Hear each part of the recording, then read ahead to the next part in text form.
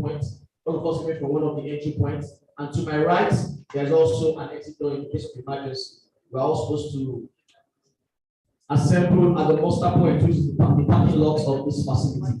So please, and also the gents and the ladies, in case you have need for them, as soon as you exit the door that you came in with, right down extreme right takes you to the gents and the ladies if you have need for it. And also want to inform us your personal effects, your mobile phones, your handbags, please always keep them where your eyes can see them or keep them with you at all times. If you have to keep them with somebody, please just make sure you know the person you're keeping your personal effects with. Straight away, we want to recognize and bring to the reserve table we have here with us. First on the list is the chairman in session today, happens to be a man that wears a lot of cap.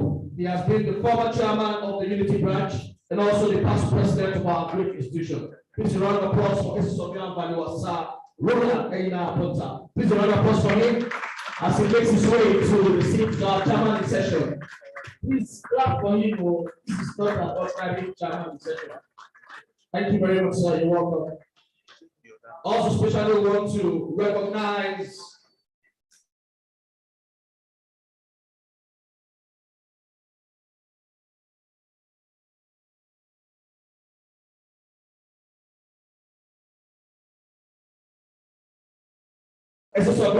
Chief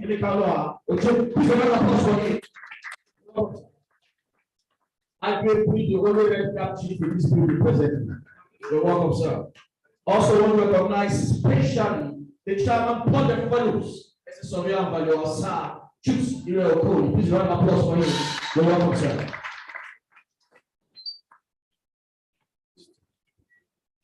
Joining them on the reserve table is the People's Chairman, the chairman of the Unity branch, our very own SSW Valua, Devan Job, Mishak Adeleke, in favor of the show. Please round of applause for him. That's our chairman. The only chairman that wears here every time. And it's not a supporter of Manchester United. You're welcome, sir.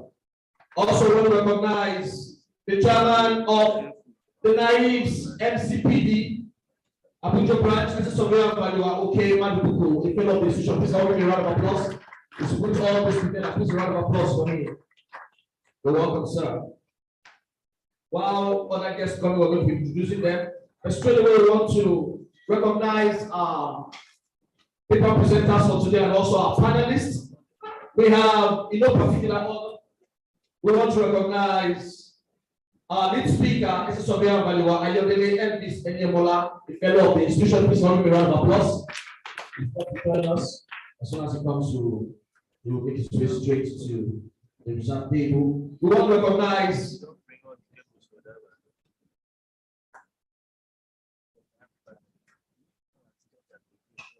the chairman of National Mcpd is not yet here, sir.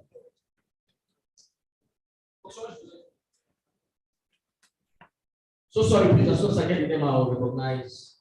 So he has a representative, the chairman National Mcpd, the Olorobu of Niesv, Estate Surveyor and Valuer, Manuel Mark, the fellow of the institution. Please a round of applause for him. April represented as soon as April represented by Estate Surveyor and Valuer, Ethel. Please I will give her a round of applause, please. Yes, the vice chairman. Please a round of applause for her. Vice chairman of the National Mcpd. Please let's give her a round of applause, please. A round of applause. So sorry, that's my pause. Welcome. Welcome. I hope I will not be fine. Excellencies, we want to recognize one of our subject speakers for today's event, the Chief Registrar of Abuja Geographical Information System, SSW Valua, Umar Saidi, the fellow of the institution. Please give me a round of applause as he makes his way.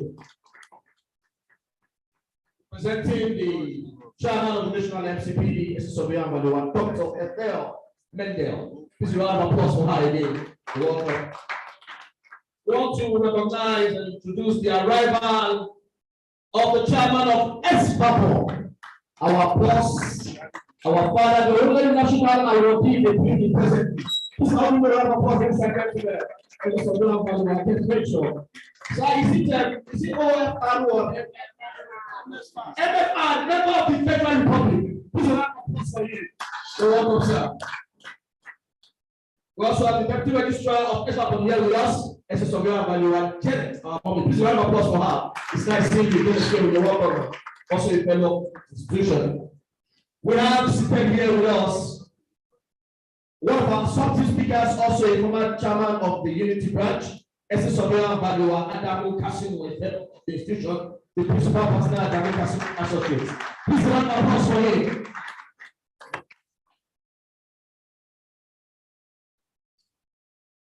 Especially to recognize our panelists for today's event, and one of, in fact, the first publicity happens to be one of the first to this hall today. The man I always recognize as, I tell people what Standard Trust Bank is to the banking sector, is what Osas and Oseji is to the surveying and valuation profession. Ladies and gentlemen, please round of applause for surveying and valuation. Oseji, if you know the decision, one of our panelists, you're welcome, sir. The officer will recognize you.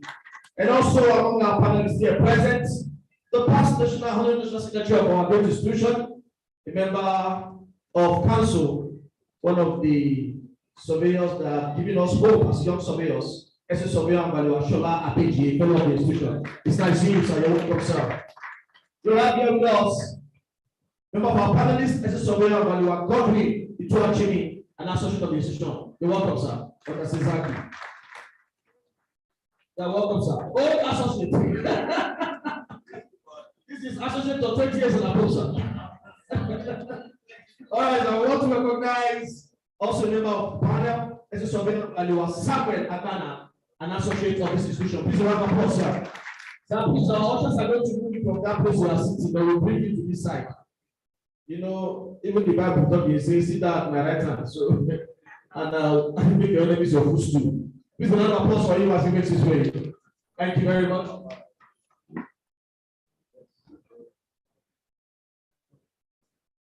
Also, especially want to recognize all the members, all the executive members of the Unity Branch, all the members of ESCOs here present. We recognize all of you, and also all the members of the Abuja chapter of the Mcpd, and very importantly, all the SS surveyors and value are sitting down here. Please can you just stretch your hand, shake somebody, give somebody a smile, whether you're a fellow, an associate, probationer, a visitor, wherever you are, student member. If your neighbor is not shaking you, please relocate. This is MCPD. We are not calling. We are surveyors. We are noble people. So please explain.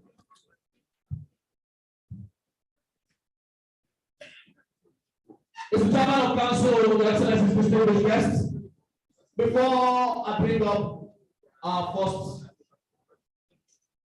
program today, I want to recognize the repertoires for today's event. We have SS Surveyor Valuwa Olani Yorushola, an associate of this institution. Please a round of applause for him. The welcome to our repertoires. We have SS Surveyor Valuwa Okechukwu Okereke, an associate also. Please a round of applause for him. Last but not least, as repertoires, we have SS Surveyor Valuwa Onyechere Uche, an associate of this great institution. Please a round of applause for all these lovely people.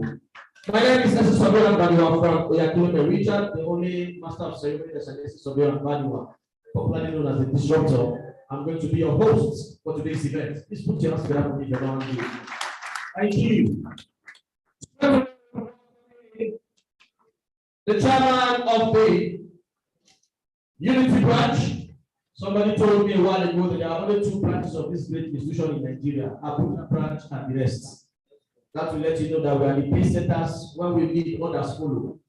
Now we let you know by the time we start seeing the array of speakers and panel members that we have here today, it will interest you to know that the topic of discussion today, this year's theme, is one that is so touching to the hearts of our institution and our practice. Effective land administration, a catalyst for sustainable economic development. Your Excellency, distinguished guests, join me to welcome the People's Chairman, the Chairman of the Unity Branch, SS Surveyor Valuwa and Debanjo Mishak Ade, a fellow of the institution, as he comes up to welcome all of us on behalf of the panel. Please round of applause for him, Mr. Chairman, sir.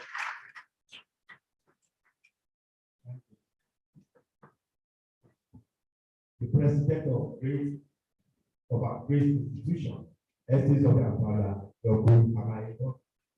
first and second vice president, the chairman, board of trustees, SS Surveyor Valuwa, Chief Emeka Onora, Chairman of the Senators, Estate of Roland Abuja, Chairman Board Estate of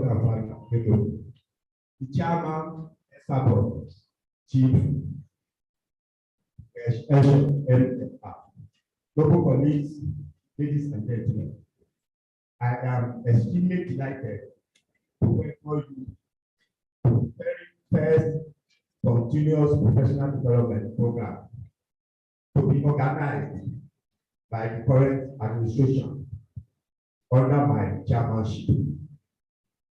Let me assure you that this event shall be both knowledge-based and professional enriching.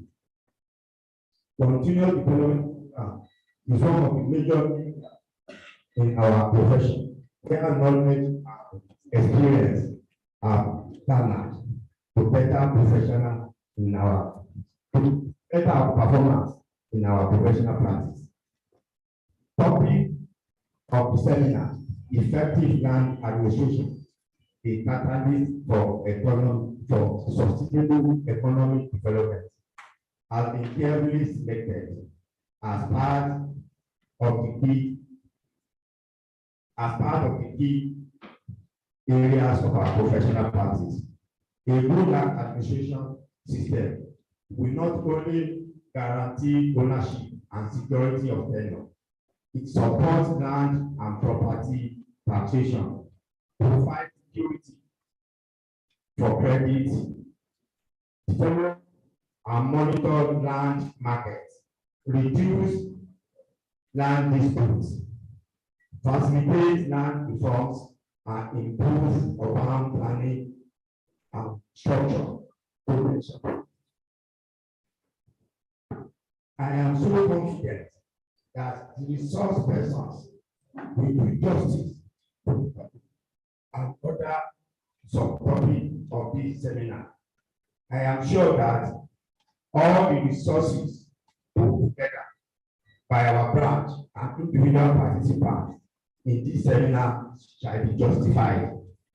Local colleagues, ladies and gentlemen, feel free to engage our erudite scholars and resource persons in all questions over your mind, as they are ready and capable to do justice to your question. On behalf of the Abuja branch, I am welcome to this event. Thank you.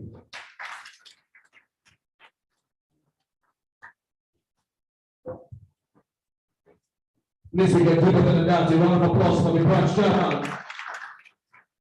Thank you very much, sir.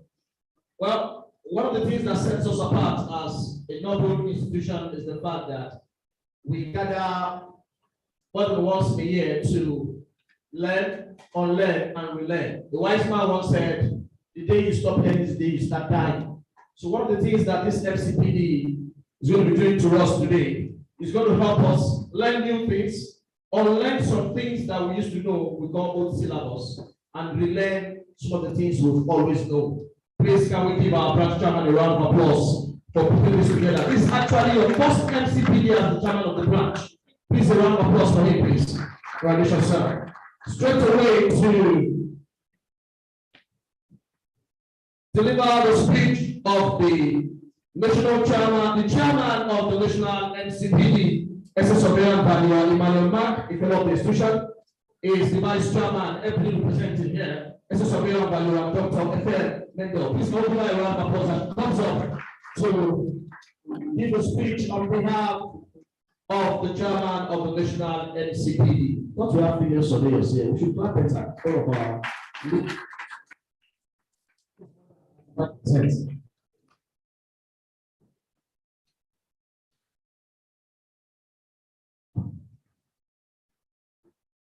Good morning, my honorable. The chairman of the occasion, please permit to stand on existing protocol. My name is Estate Surveyor and Value Dr. Mrs. Ethel Mendia. I'm representing the chairman of the national Mcpd, Estate Surveyor and Value Dr. Emmanuel Mark, who is unavoidably absent today.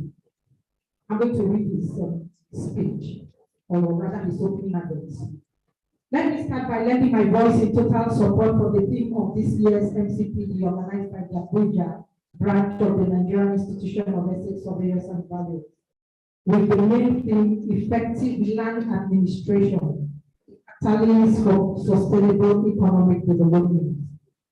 As the chairman of the National MCPD Committee of our noble institution, I heartily welcome you all to the fourth MCPD in the life of this administration, ably led by our ingenious, resourceful, and visionary leader, our president, Niesv. The primary aim of this MCPD is to ensure that our skills and abilities are enhanced and expanded beyond what formal education will permit.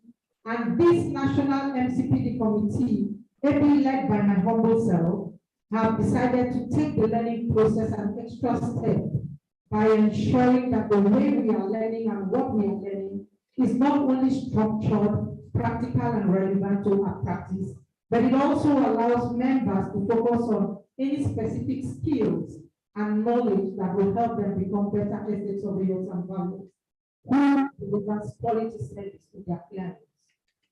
Land administration systems are an important infrastructure which facilitate the implementation of land policies in both developed and developing countries, and it is concerned with the social, legal, economic, and technical framework within which land managers and administrators must operate.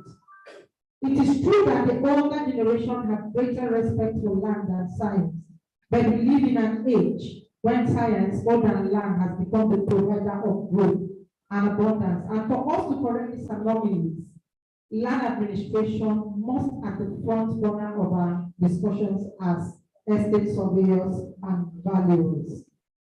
Land administration systems are the operational tool for conceptualizing rights, restrictions, and responsibilities in land. The operational component of land governance is a country-specific land administration system, and it deals with 4 key components. The first one is the functions of land tenure, the second one is land value, the third is land in itself, and then the fourth and the final one is land development. We have new solutions in land administrations, and they are required to deliver security of tenure for all and can be quickly developed and incrementally improve over time.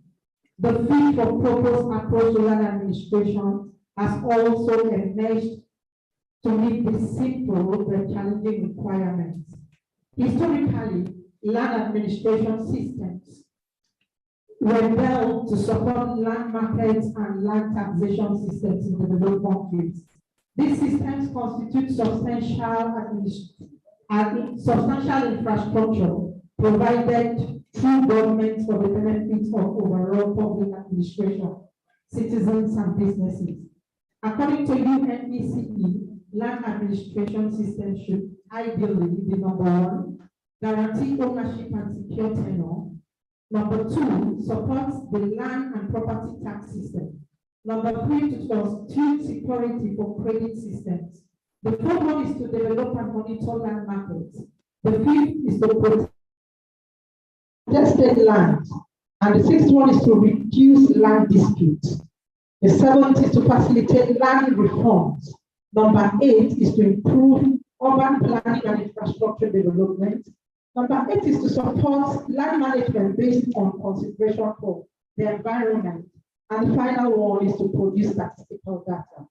In conclusion, it is my belief that this seminar will analyze several aspects of land administration systems with a special focus on cities like Abuja, struggling to build adequate systems for governing the land administration. I believe that national political arrangements and standards for good governance and land administration systems are highly instrumental in this regard. Let me conclude by saying land governance is the key to achieve sustainable development and to develop the global agenda set by adoption of the Millennium Development Goals. Distinguished noble colleagues and attendees, the time is past. It is time to practically deal with issues of land administration systems in our economy, most especially in the Federal Capital Territory of Abuja. Therefore, I hope that the resource persons will do justice to the topic, such that we will all be energized to offer quality and qualitative service to our clients and patients. I congratulate the chairman of the branch. He has stated surveyor and valuer Adepan John Meshach Adeleke, a fellow of the institution, and the organizers of this MCPD, chaired by Estate Surveyor and Valuer OK Madibuku, an associate of the institution, for providing the platform to enrich our body of knowledge in this field. I wish all the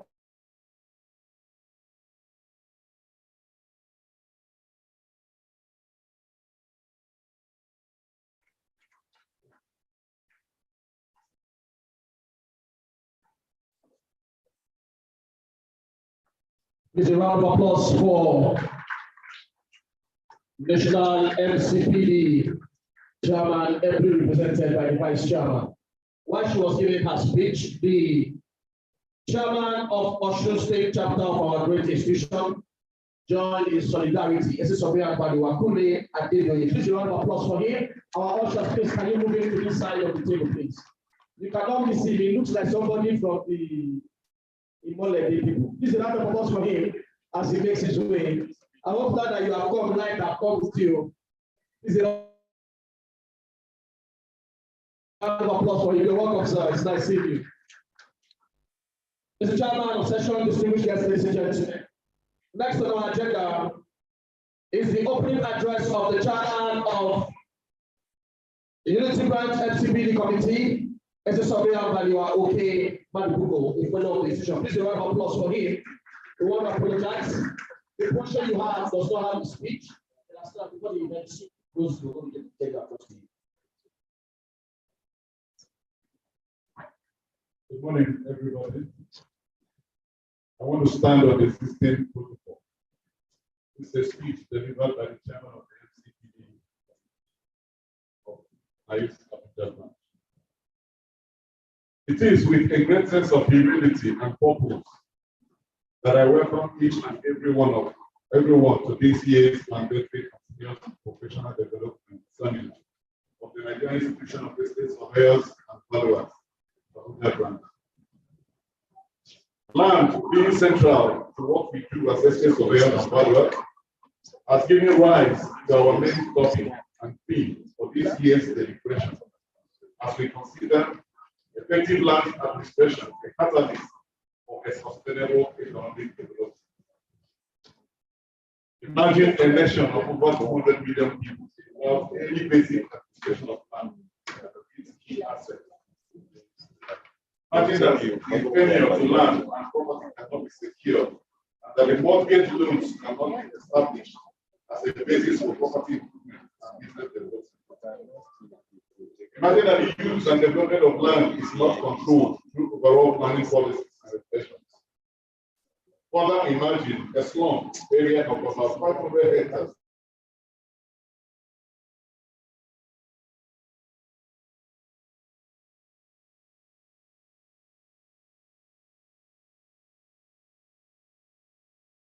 is more than the earth, sea, and sky associated with the piece of water. It is fundamentally the way people think about a place. First, land administration is not just about land, it's about people. Effective land administration for sustainable development explores why it is imperative for society to build the capacity to manage land for the public good. It points the way towards meeting the challenges that land administration systems face to ensure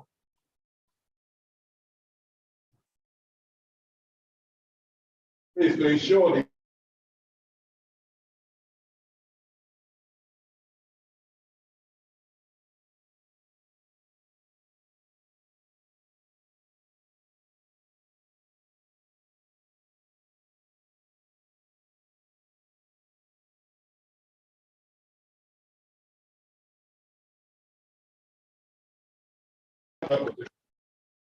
system may involve an advanced conceptual framework supported by sophisticated information and communication technologies.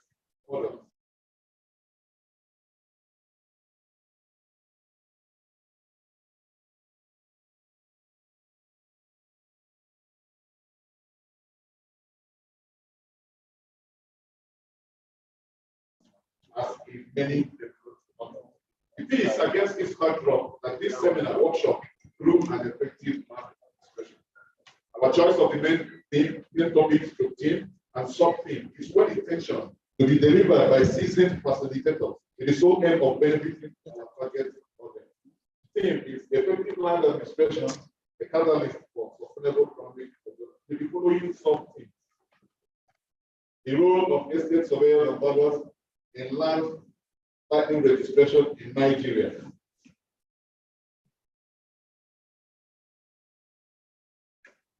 Contemporary resettlement issues of land administration in Nigeria. Panel discussion: ethical responsibilities of an estate surveyor and valuer in land registration process in Nigeria. Speakers are Niesv Yonela, LB Mola, FNIPS. Please.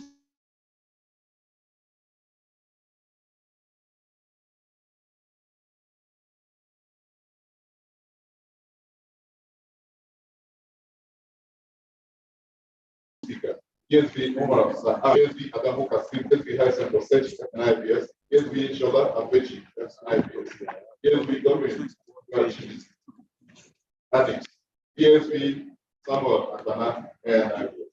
It's my honor and privilege to welcome you to this MCPD once again, as I urge you to pay attention to the papers.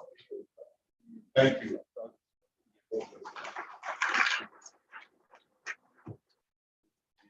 Thank you very much. The chairman of the Unity Branch MCPD Committee.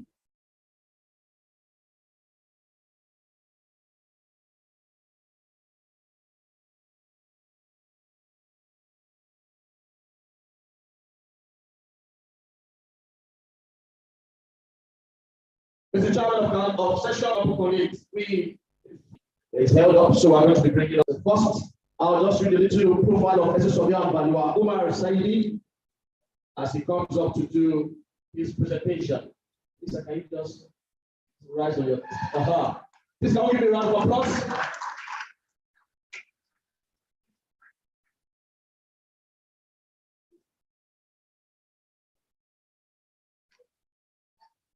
So sorry, sir. Please, before he comes up, we are going to be taking the address by the chairman in session. Happens to be former chairman of the Unity Branch and also a past president of our great institution, Estate Surveyor and Valuer Roland Aponta. Please round of applause for him as he comes up.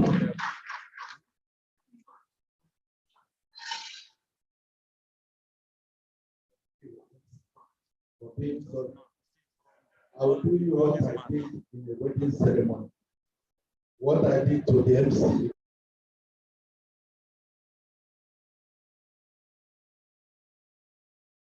Because it was the zealous.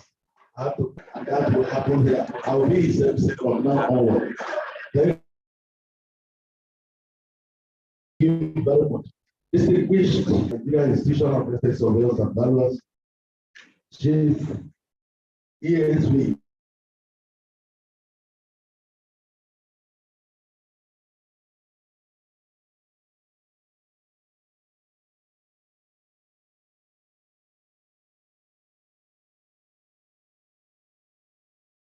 Chief Sir, the chairman of Nigeria, our own power. I'd like to recognize you, sir. The chairman of the branch, our enable Banjo Adeleke, one of the strong members of the Unity Branch. Thank God that this power has come into your hand. You know what I'm talking about.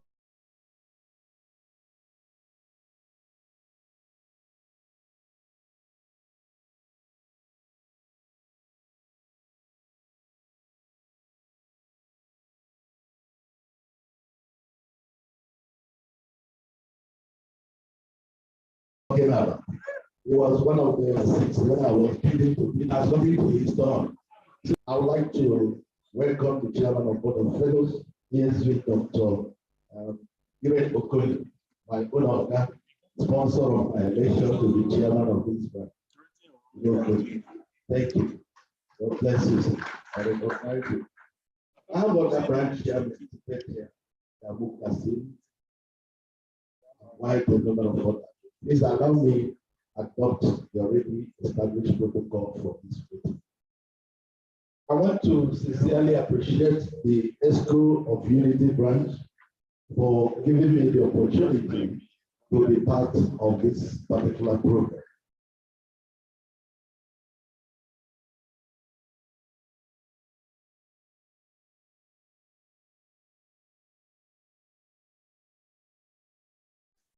And I think they were in the truth is that God gave me the opportunity of working in United States Housing Corporation, where issues that we are dealing here today was the major area of our work. For about 12 years I spent in that organization. I am a practitioner in this area. And right now, there are a lot of things happening on my borders concerning all the issues that are tabled for discussion today.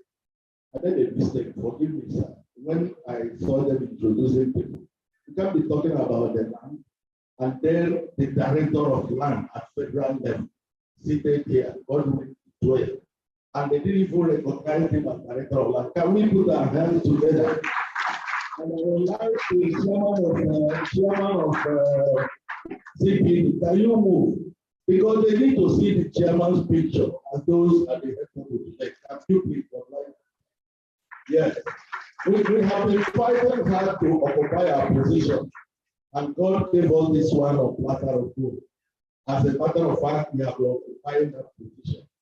I welcome you, sir, and I recognize you. I need you also to recognize all of the resource persons, panelists, including my dear friend, Mr. Osage, ESV Osage. Thank you for coming. I'd just like to say that the role of estate surveyors and valuers in land, title registration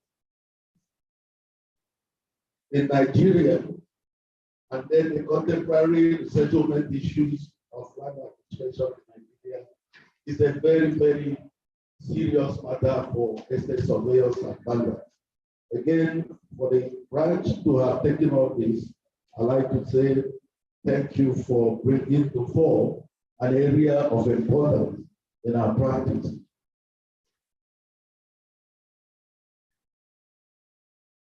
I would have, if I were to present a paper, made some amendments to the public. The area that talks about contemporary issues with resettlement, I thought should have the twin brother compensation, because the Land Use Act talks about compensation in section 29, and then goes to section 33 to talk about resettlement as an alternative to compensation. And so you can't treat and separate it. And for us as estate surveyors and valuers, we know what we have done with the issue of compensation. Maybe the branch is planning to give a focus on that area in subsequent presentations. But I challenge the presenter today, who is a guru in figures, not only with the principles of resettlement, you also throw some light in the area of compensation, assessment, and all the challenges we are having there. We are hopeful that one day we'll be able to resolve all the issues. When I was chairman of professional practice committee, I inherited 12 Ghana must go petitions of compensation. Some of us old enough here will want to agree with me that at that time, we were passing serious challenges in the hands of both the communities and also the government that had gotten us involved in compensation assessment. Has that abated? No. Our members are still having challenges. I think it was the turn of Mcpd as president, and we accompanied him to see the chairman or the director general of due process, or what do you call it now? DPE. Engineer Eze kept us for more than 2 hours talking about the atrocities of our members. And in fact, he didn't talk alone. He opened books to show us what our members are doing. Those who participated in the Onitsha Bridge and all that, they know that compensation was difficult to be paid. The simple reason is that sometimes the value of compensation supersedes the value of the project itself. And the question then was, should we pay compensation and do not do the project? I don't think we have been able to answer that question properly. But it is a major issue. It's a major. My guy here is an active practitioner in that area. I just would want to drop a word of advice and opportunity I had today. That look, no amount of money will be sufficient to any man. The contentment and godliness, they call it a great virtue. And estate surveyors, we are blessed. You are either eating from compensation, or you are eating from valuation, or you are eating from property management. Why would you want to think that one single brick is what will make you to become the number one estate firm in Nigeria? It's not going to be possible.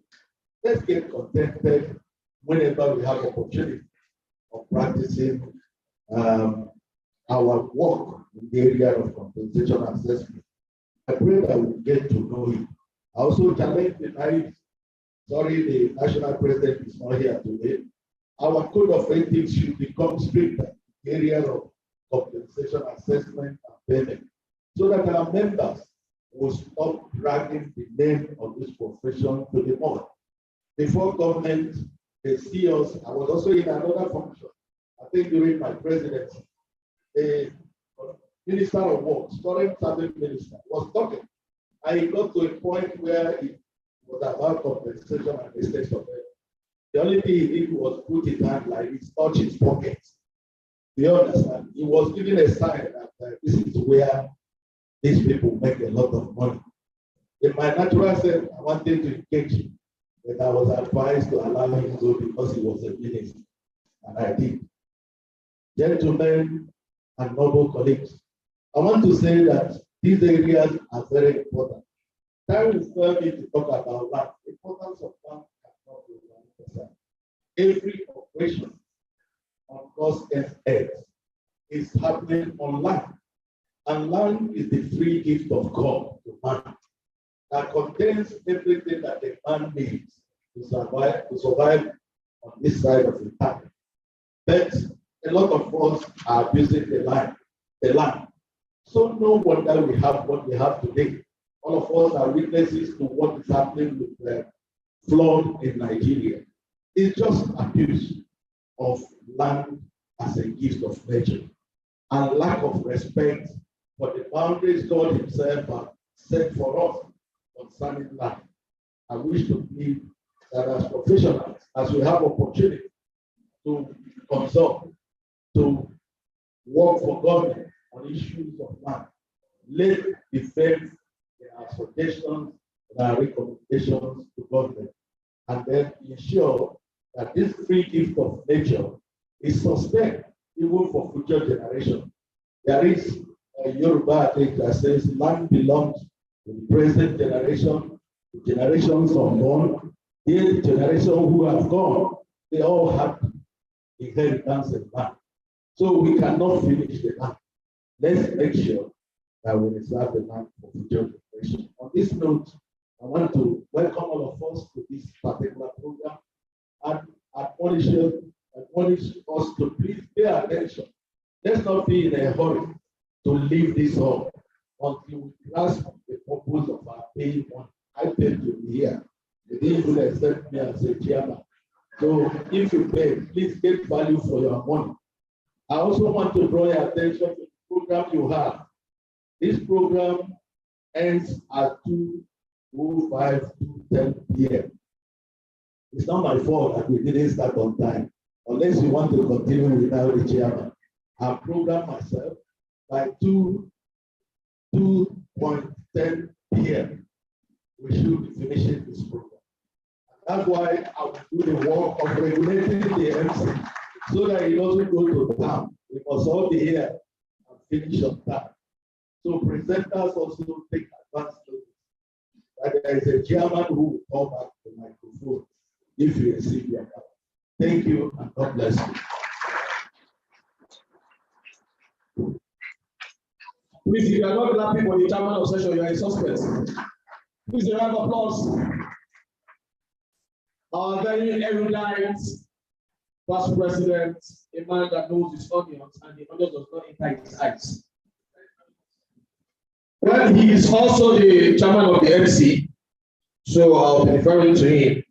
We are supposed to have the chairman. We are supposed to have the address by the president of Niesv. He's here, he's representative, so I should go on.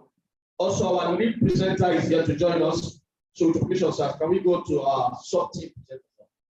Presenting on the theme, effective land administration, a catalyst for sustainable development. That's our paper one that is not here. So our next sub-team speaker, SS Surveyor Balua Umar Saidi, a fellow of the institution, the District Registrar of Abuja Geographical System, will be speaking on the role of SS Surveyors and Valuers in land titling registration in Nigeria. To read the citation, please join me to welcome SS Surveyor Balua Oladide Alabi. Please a round of applause as he comes to read the citation of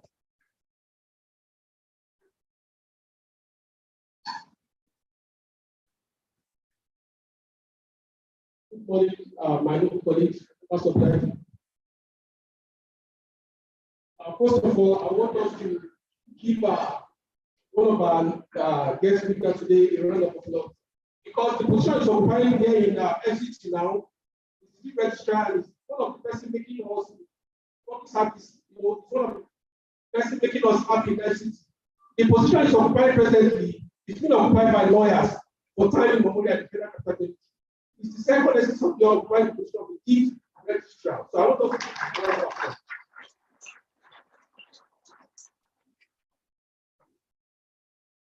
profile of ESB Human Society. ESB Human Society was born on the 8th February 1969 in Paskari in the present Katsina State. He started his education career in Paskari Primary School between 1977 and 1982. Before he proceeded to the prestigious Bariwa College Zaria between 1982 and 1987. In pursuance of his professional career, he attended Kaduna Polytechnic between 1987 and 1993 for his national and higher national diploma and estimate respectively.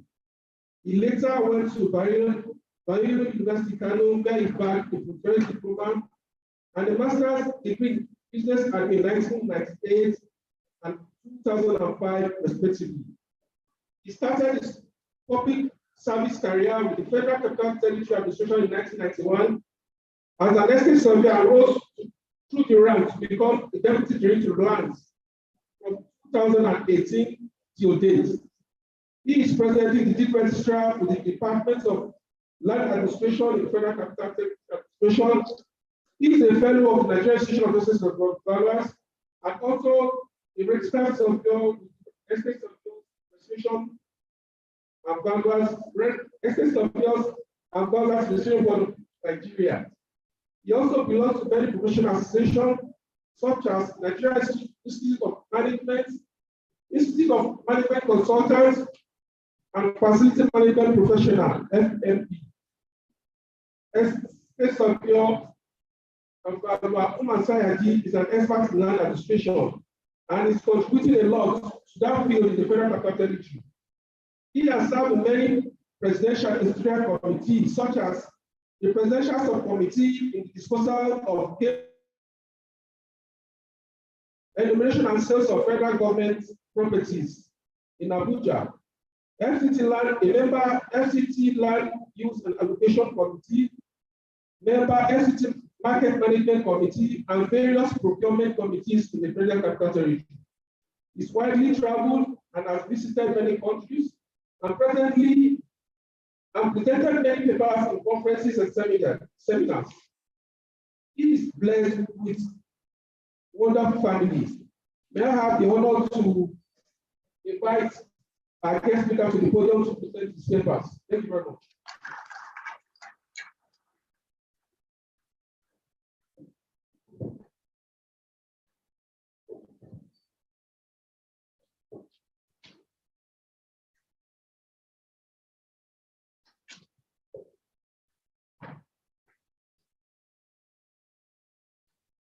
Distinguished noble colleagues, permit me to adopt all existing protocol duly observed.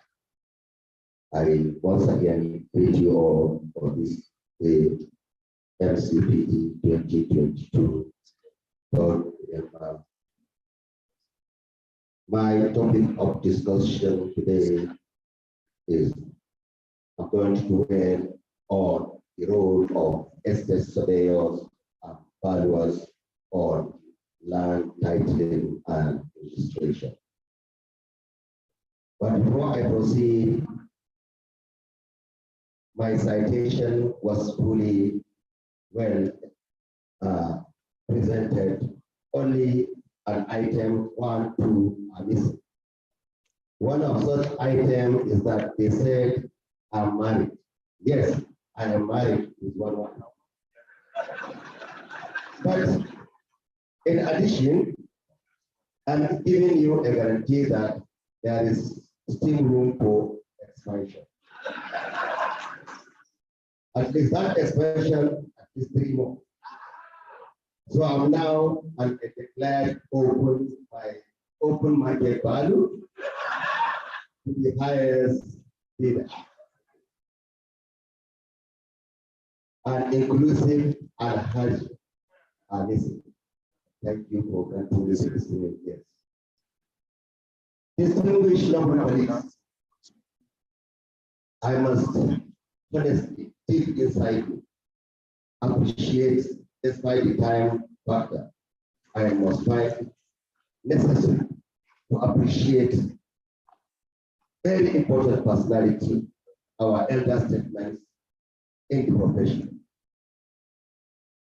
Within my limited time, first I want to appreciate all the past president of Niesv, ESB Emeka Aurora, ESB Roland Obonta, ESB Sir Chief Okon, despite their commitment to encourage us, to encourage the younger ones, they are here present with us, to support us.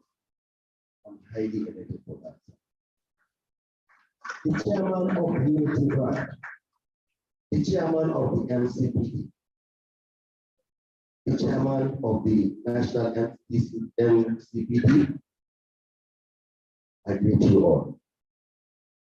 MFCR ESB Henshaw, my respect.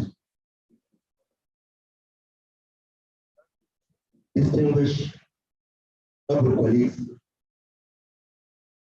the topic of discussion today is to dwell on issues that have to do with registration, land, and what? Title is a something.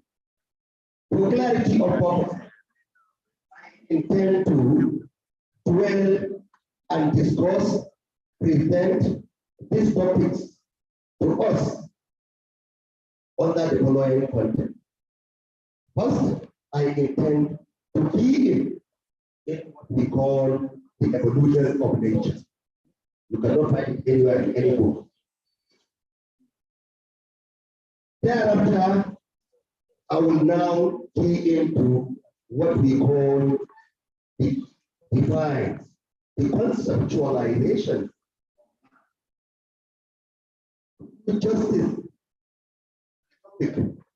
I will first of all look at the best fundamental guiding principles of land management in the entire world. What are the best fundamental guiding principles that guide our decisions when it comes to land management? As well as a toolbox for those on the job, particularly the academic students. Thereafter, as estate surveyors and valuers, What are the key relevant laws and regulations that guides our professional work in discharge of our responsibility as estate surveyors and valuers? What are those laws? What are those relevant laws and regulations that I intend to key into those relevant laws and regulations? Thereafter, while discussing, I will in a nutshell identify some of our roles as estate surveyors and valuers on land titling and registration. Then, for whatever we do, there is a benefit. Thereafter, what are the challenges? What are the challenges of land titling and registration as far as we as professionals are concerned? We look at some of recommendations, and I will conclude on a general note in line with management strategy. Distinguished noble colleagues, first of all, let me key into what we call the evolution of nature. As estate surveyors and valuers,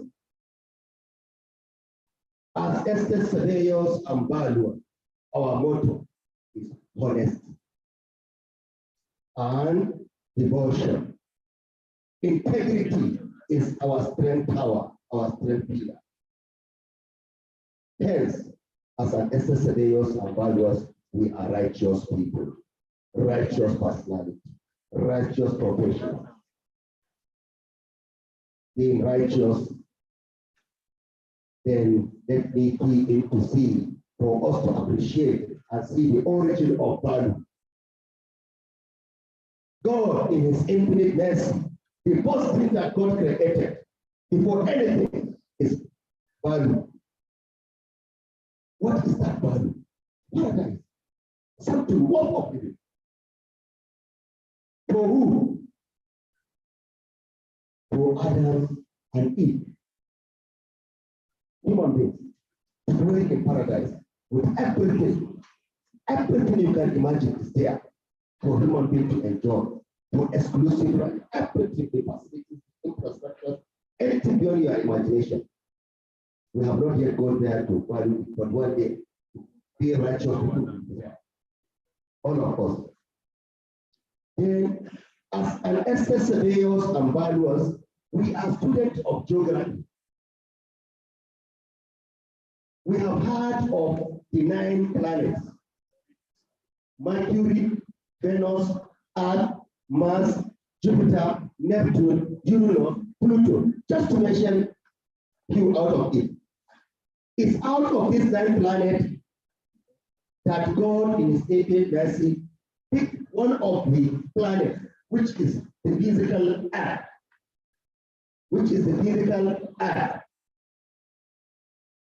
God, in his infinite mercy, now picked a sample of the physical Earth and do what? And created Adam. For Adam to do what? To dwell in that place we call value. That is paradise. So what happens under special terms and conditions? So you can see that is the origin of law. So God created value, followed by what? Law. So this is the origin of law. This is the origin of value. But what happens? There is what we call breach of terms and conditions. I'm just highlighting this for us as an estate surveyors. Well, our thinking should go broader than the story I'm telling you. That whatever we do in life, there is a sequence. As a result of this breach of terms and conditions, what happens? There was a sanctions. Sanctions. Then what is the consequences of the sanctions? It's for Adam and Eve to come back to where? The physical Earth, the top 9 planets, the Earth today, the entire world, the Earth that me and you today we are occupying. And for that reason, we have to do what? We have to do what we call land management. We have to manage land by ourselves. We have to create the facilities by ourselves. We have to provide infrastructure services, whatever you can think of. Do the audit, do whatever and manage those diverse land and its resources. Then, for that reason, I want us to first appreciate something. For the purpose of this discussion, I want to first discuss on the issue of land itself, before I dwell on the fundamental management guiding principles that are obtained in our work. As estate surveyors and valuers, whenever we talk about land, we need to conceptualize it. We talk it in a broader perspective. What are the broader perspective of defining and conceptualization of land? One, land has what we call the physical concept as defined. We look at lands in terms of the physical terrain, the infrastructures, the trees, the shrubs, the gullies, the trees, the rocks, the mountain, the oceans, everything that the physical eye can see. But while thinking as in terms of physical conceptualization, as estate surveyors and valuers, our broad thinking should now narrow down also while we are thinking in terms of physical conceptualization, we should look at what we call the economic conceptualization of land. Whenever you have an estate surveyors, we talking about the economic conceptualization of land, we refer to that in terms of what? Demand and supply. We refer in terms of rent, income, in terms of work, in terms of value, in terms of charges, when we talk of that, in terms of premium, in terms of ground rent, in terms of all taxes that are imposed on that land. That's what we call economic conceptualization. Hence, we have what we call socio-political and religious reasons. Yes, some values can be quantified in terms of what? In terms of monetary terms. What? But when you talk of social, political, and religious, we go to our places or our hometowns and build mansions that does not give us any income, that does not have any effect on the economic conceptualization of life. Then what happens? Because of that social prestige, I want to be loved. I want to be recognized by my environment. I have political reasons. Yes, I am the son of the soil. You go to your place. No economic conceptualization, but there is attachment because of the social, political, and religious reasons. Technological advance conceptualization. At times, I wonder where lands are being granted to allotees. They complain that, oh, going there, I discovered that the land has fallen in the case of FCT, has fallen in Mcpd. One big deal, the land is in timber. It is a different investment. We are talking about technological advancement. Go to Dubai, go to Lagos. Oceans are being reclaimed. Houses are built on the sea, on the oceans. Today, go to Mcpd.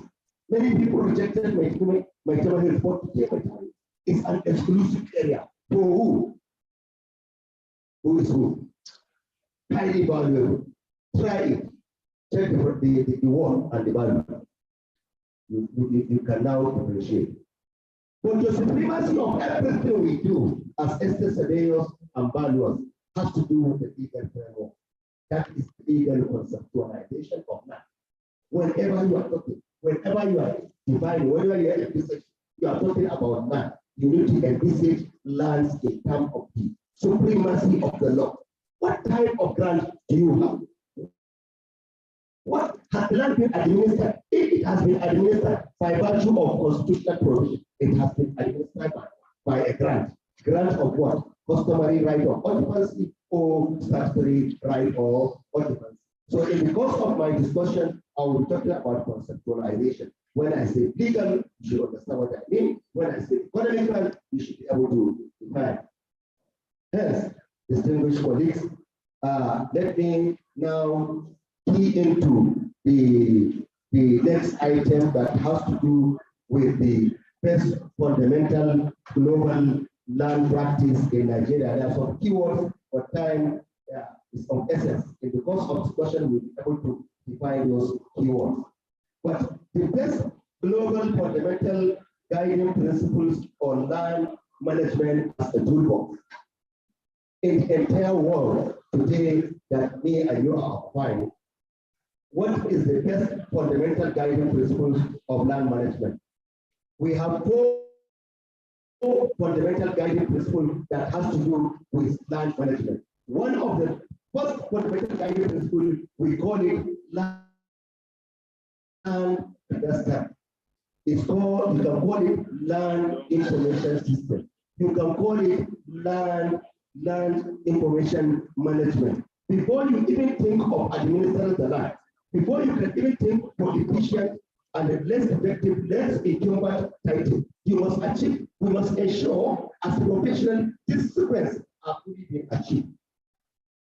As I told you, land information system, land cadastre is the best fundamental guiding tool. The best fundamental guiding principle obtained in the entire world. It's a topic of discussion on its own. We need a paper to be presented on that issue that has to do with land cadastre. Land cadastre, what do we get? What is the end product of land cadastre? The end product of land cadastre is for us to be able to get what we call a certified layout, which has to do with what? Physical conceptualization of that. Estate surveyors and valuers acquire the land. Once land has been acquired, the next thing we need to do what we call, we have to produce what we call certified layout. How do we certify layout? It's by giving brief to land surveyors, giving brief to planners to come up with plot number. The land surveyors will come with the land cadastre topographic of the land, beacons, the front beacons, and what I do the description of the entire site, the cadastral delimitation of what I do. Hence, the engineering input for us to be able to have a certified layout with less equipment, so that tomorrow we don't come back and start talking about the negotiation, conflicting interest. So as soon as we pull this professional together in the stakeholder built environment, environmental sciences, we now come up with a certified layout. As soon as that certified layout are being achieved, what next? As the best fundamental guiding principle is for us to now proceed to what we call land valuation and taxation, which is fiscal. What do we have to do with land valuation and taxation? We have a layout that has fully been cadastral. That is why part of this topic of discussion, ESB, Casino, FNIDs will do justice on this, on a small aspect that has to do with compensation. But when we deal on the land valuation and taxation,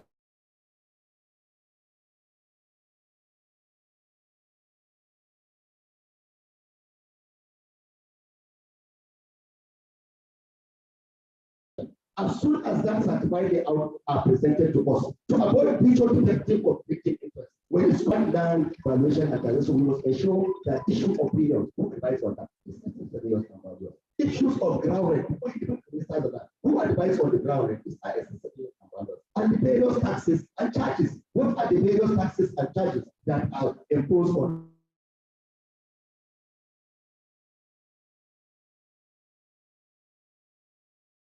These are the annual ground rent opportunity that we will be able to get subject to review. These are the various taxes we are now envisaging. We are now focusing. We talk of capital gain tax. We talk of capital transfer tax. We talk of consent. We talk of other charges that are related to land registrations and protection. So as soon as we are able to achieve what we call land valuation and taxation, which we call it economic conceptualization of that, is the sole duty of estate surveyors and valuers. Thereafter, that is what we do the way to administer land administration. How do you now administer the land? Simple. Whatever we do in land administration, we are guided by two fundamental co-competence. One, we administer the land in line with the constitutional provision. And other one, we administer the land in line with the process and procedure of land administrative policies. When we have to talk about administering the land, we talk about the constitutional provision. What are the constitutional provisions? vis-a-vis the Land Use Act. It says the Land Use Act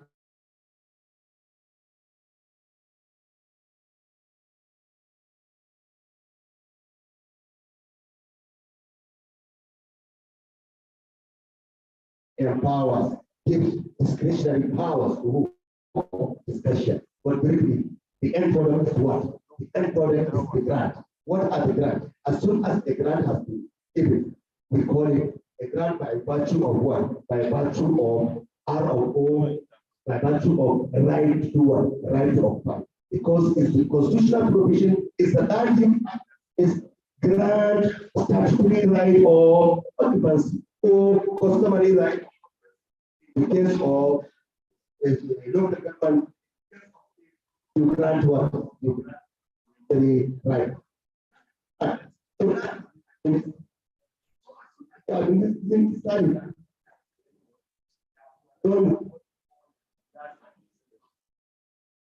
So what next? So the next item,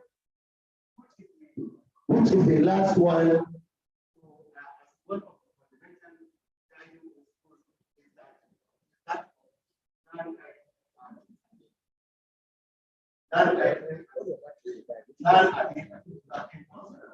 in line with Machine don't off now. in line with the provision of land act. That's it. Land.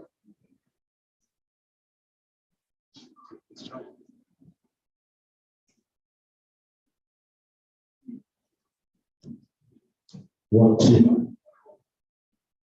So land administer the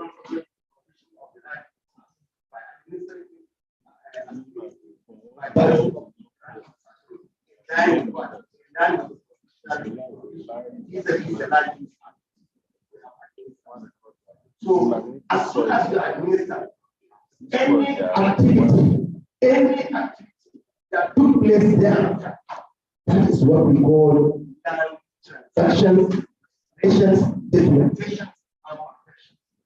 That is why we say that belongs to any edge of one. Why? Because from A to B to C, in of one generation, it continues up to Z, Z1, Z2, Z8, like that. Hence, these are my topic of discussions, land titling and registration. First of all, let us understand what we mean by registration of title. Registration of title. And when we talk of registration, what are registration? When we talk of title, what are title? Title definitely. Whatever we do that has to do with land title and registration is constitutionally provided. It's in line of our statutory law as what? As surveyors and valuers. Land registration and titling, whenever you talk of land registration and titling, is an act of what? Recording a transaction. Recording what? A transaction in a government register. Good. Government. Land titling. In what? In a government register. For what? For future references. And it's statutory. We build through our duty once ever we perfect the transactions, instead of us advise our client that immediately after registration is statutory that we register it within 1 or 2 months. We discuss on that. It's what goes that title. Any subsequent transaction that took place requires documentation, requires protection. In what? In government register. Title, registration, and documentation, title, perfection, whatever you may now call it. Hence, let me just go down a little bit and now understand what we mean by title. Title to land. Title to land. When we talk of title to land, we are all experts, masters of land law. The constitutional provision talks about the consent to assign, consent to sublease, consent to mortgage. 3. Then we now talk of other documents that we see as title document, power of attorney. When you look at the Constitution, the Land Use Act, it only mentions deed of assignment, deed of surplus, deed of mortgage.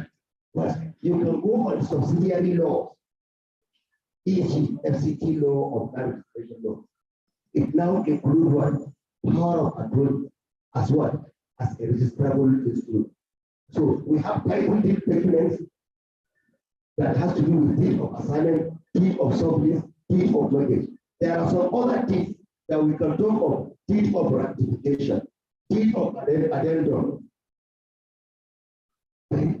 On other laws, it now includes power of attorney and what? And certificate of purchase as what? As registrable instrument. But as excess surveyors and valuers, what is this title document? That title document is not talking about the grant, but it's a document that shows that a transaction have taken place.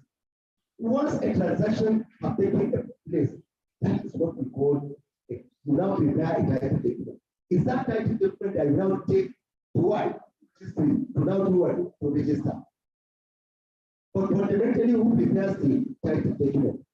Before it's ours. Okay, before they prepare the title document, who now give them brief to prepare those title documents? As excess surveyors and valuers, you have now assist your client in buying a properties. So the next thing you need to engage services of area to prepare what we call title document. But as an excess surveyors and valuers, even if they prepare this document, you need to be fully guided. We are experts in land law. We should be able to operate ourselves with what we call the fundamental features of title document. What are those fundamental features of title documents that makes it registrable? What are the fundamental features? They now brought the document to register. You now need a way, the lawyer has done it and he's done it for you. And it's your responsibility as a surveyor to go to the registry and register that transaction. What you are registering is that document that purported to show that a transaction has taken place. So it must have some clear fundamental features as professional.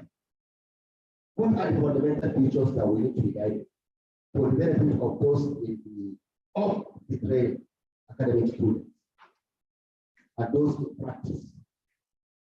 Our younger ones is first, once a document has been prepared, what makes it registrable?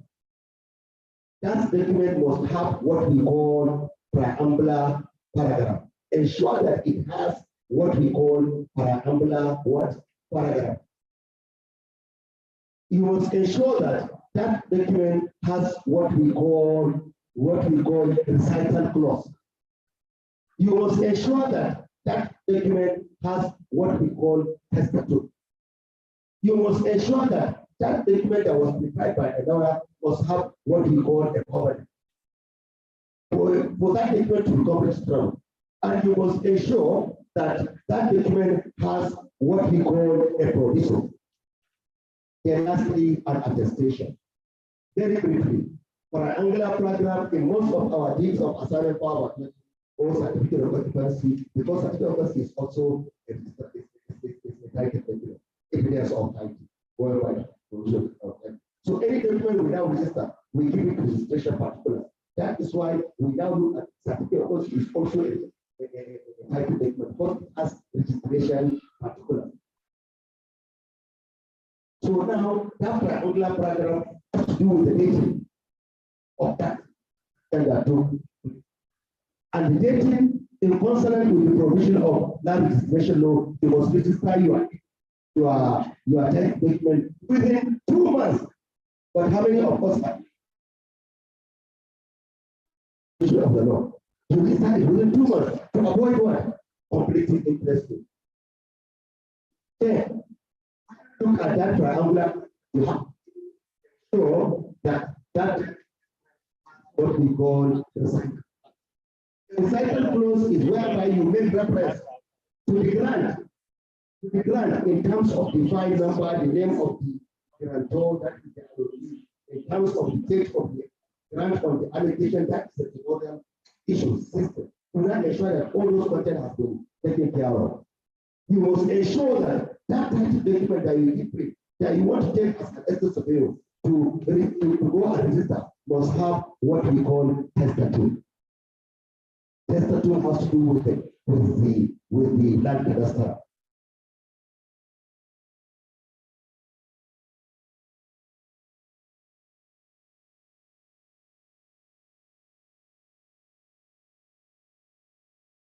We talk of plot number, cadastral zone, we talk of the covenant between the grantor or grantee, assignor and assignee, sublessee and sublessor, mortgagee and mortgagor, just to mention a few. There must be a covenant. What are those terms that you give brief to elevate? Is what we give them, what we take. We are the managers of title, we are the managers of interest, we are the managers of colonial system. We must guide them and tell them what we want. Then thereafter, for any covenant that I have between A to B, there must be a provision. A provision has to do with the sanction. In case there is a default, what is the provision? It must be provided at covenant. So as soon as that provision has been provided, then the last thing that must be captured that title document is that it must have what we call attestation, signed, sealed, and delivered by who? The assignor, the assignee, the donor, the donee, the mortgagee, the mortgagor, just to mention a few out of those titles. This, once you see these pictures are pictures that you can comfortably take to register to now, it now becomes a registrable title document. A document that shows a transaction have taken place on particular grant. This is what we call registrable. But I want us to note something. There are other ways, forms of transactions that took place and they are not even title document. But indirectly, they transfer, convert title from A to B. What are those documents that indirectly we don't even register them, but we transfer title? E.g., letter of administration. We don't register it, but by virtue of documentation, as soon as we document, indirectly, who do you now deal with? You deal with the administrators. So indirectly, it has transferred title. Then thereafter, we talk of court orders, that is court compliance, forfeiture, confiscations. All these are things that now indirectly transfer title from A to B. Then let me quickly rush to the relevant laws and regulations that guide us as estate surveyors and valuers. As estate surveyors and valuers, we are guided by what? It's something that has to do with registration and perfection and implementation of title. Land Use Act has done justice to us. We are the master of land law because it allows that it mentioned somebody 4 times, and it allows that one person was mentioned who has priority over one another. The person that was mentioned 4 times. So in the Land Use Act, estate surveyors, land officers are mentioned 1 time, and other professions were only mentioned 1 time. So you can see we don't draft the laws, we don't draft laws, but the people that even draft the laws recognize estate surveyors and valuers, which is justice to estate surveyors and valuers. Then there is what we call subsidiary laws. The Land Use Act gives rules for subsidiary laws to be made. Then it also gives rules for regulations. So by going by subsidiary law, in the case of FCT, we have what we call land registration law of FCT. In land registration law of FCT, it recognizes, it gives discretionary powers to FCT minister to appoint a registrar who should head the headship of land registration and perfection. So going by constitution, estate surveyors are expected. That is why I'm the longest serving estate surveyor, a value and land officer in land administration as the minister. Then FCT law going, that's what we call scheme of service. Scheme of service, we call it regulations. Regulation by the by the head office of the head of service, it now comes up with a regulation to avoid conflicting interest for SS surveyors and land officers that are in public service, to avoid what conflicting interest.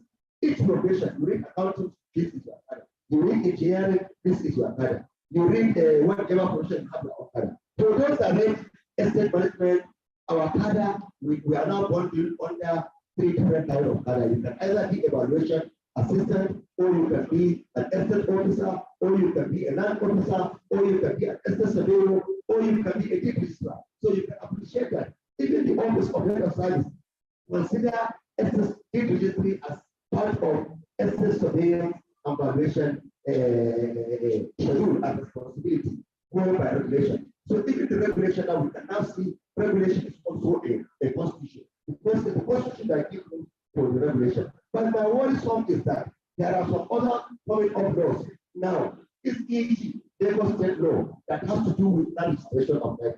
When I saw it, I was amazed. I said, where our estate surveyors? What happens? There is time for hearing an objection at the peak when it comes to coming on with a law. Just 2016, a law was promulgated which should help the issue of title registration of perfection into history. Going by Lagos State, it was clearly going by that law, it was said not necessary. What happens? Where are our SSAs when they are subjecting those laws? Have we not gone to National Assembly to object to that?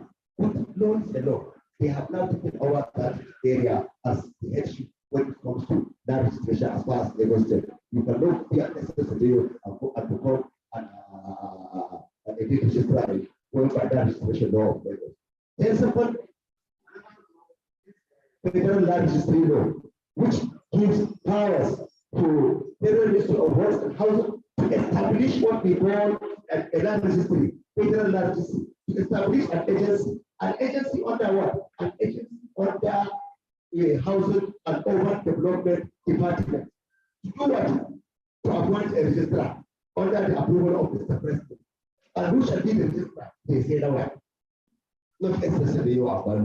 The supremacy of the law is that whatever you do must comply with the constitutional provision. Whatever you do must comply with what? With the constitutional provision. If you make any subsidiary law, it must work in tandem with constitutional provisions. Then what happens with the regulation in the scheme of service?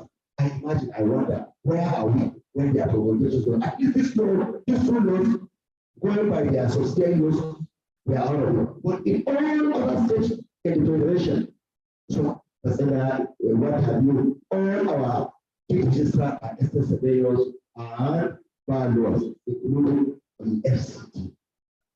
Going by that law, going by the scheme of service, going by the regulation. So we have to be very careful. We need to open our eyes well and ensure that as estate surveyors and valuers, whenever they are making this law, we should be there as assembly to now contribute our product so that before we know it, we should not take over this area. Because this area has to edit some strong registration continuously. Continuously. That is it. So now we now look at we are playing with the scheme of service. What of professional ethics is clear. Then 2021 resolution of National Council on Land and Housing and Urban Development held in Jos. I happen to be one of the members. It's a forum whereby commissioners of land, directors of land in all the states of the federation will meet and come up with a resolution. It was resolved that issue of an appropriate officer should be taken seriously. Section 51 of Land Use Act is clear. An appropriate officer is a land officer. That has been interpreted. So the resolution was that we should ensure enforcement, we should ensure follow-up. So it's our role as SSA valuers, naive, everyone, to please team up and be having interface with all the stakeholders time by time to ensure compliance and enforcement of issue of appropriate officers. Our role, let me just make it a general look. Our role as estate surveyors and valuers on that type of situation, I just highlighted it on the room, but we can summarize it in a more professional technical term. Our role has to do with the registration of all the registrable instruments. When I say registrable instrument, you know what I mean. Registrable instrument. Registration of all the registrable instruments. So this is constitutional. There are other functions that we can play. The whole transaction, you assist to apply to conduct search, advising on the physical conceptualization, advising on the economic conceptualization, advising on the legal conceptualization, for him to dwell into transactions. These are part of our function for past and party. We should always show a difference. Present an end certificate for the search that you are conducting. Then we advise on non-charge economic conceptualization, we advise on physical, then processing and documentation. Documentation of what? There are other functions that they are not statutory, such as what? Issue that has to do with documentation of court order, documentation of judicial order, investigation, documentation of better administration, a CAC document when there is change of directors, when there is whatever, we now have to ensure that all these things are part of our function that we can play with check people and make some ends meet. The issue that has to do with the event of this document, CTC, all this part is part of our action. We should ensure we are engaged in assisting clients that means CTC of their title document, initiative of dispute resolution mechanism, both the private and sector. You get it because of processing. Something has been, we must ensure we do what damage control rather than to go to court and start, whatever if practice can make by way of an API, we are expecting that. We initiate it, private and the public, so that we can be able to resolve things that we can come in, and we can charge clients for that purpose. Management of physical registry for those of the sector, perfection, the consultancy services, production, execution of the CEO. Just mention a few. Provide tools of application, provide speed. Then now the next items I want to just briefly talk about is, let me make it on general note, the issue of benefits of land titling. The benefits of land titling is in a nutshell, in a general term, is something that has to do with to make titles assignable, mortgageable, transactable, subleasable, and marketable. And it's your interest on that title. It now draws what we call investment in landed property. The Land Use Act here in Sandland for the common benefit of all Nigerians. Only what about foreigners? Counterproductive, both through transaction and registration. Foreigners that come in, we rescue them, we take care of them through protections, registration, documentations. We now solve the area of counterproductive. Land Use Act we all know is embedded, is enshrined, in the Constitution of the Federal Republic of Nigeria.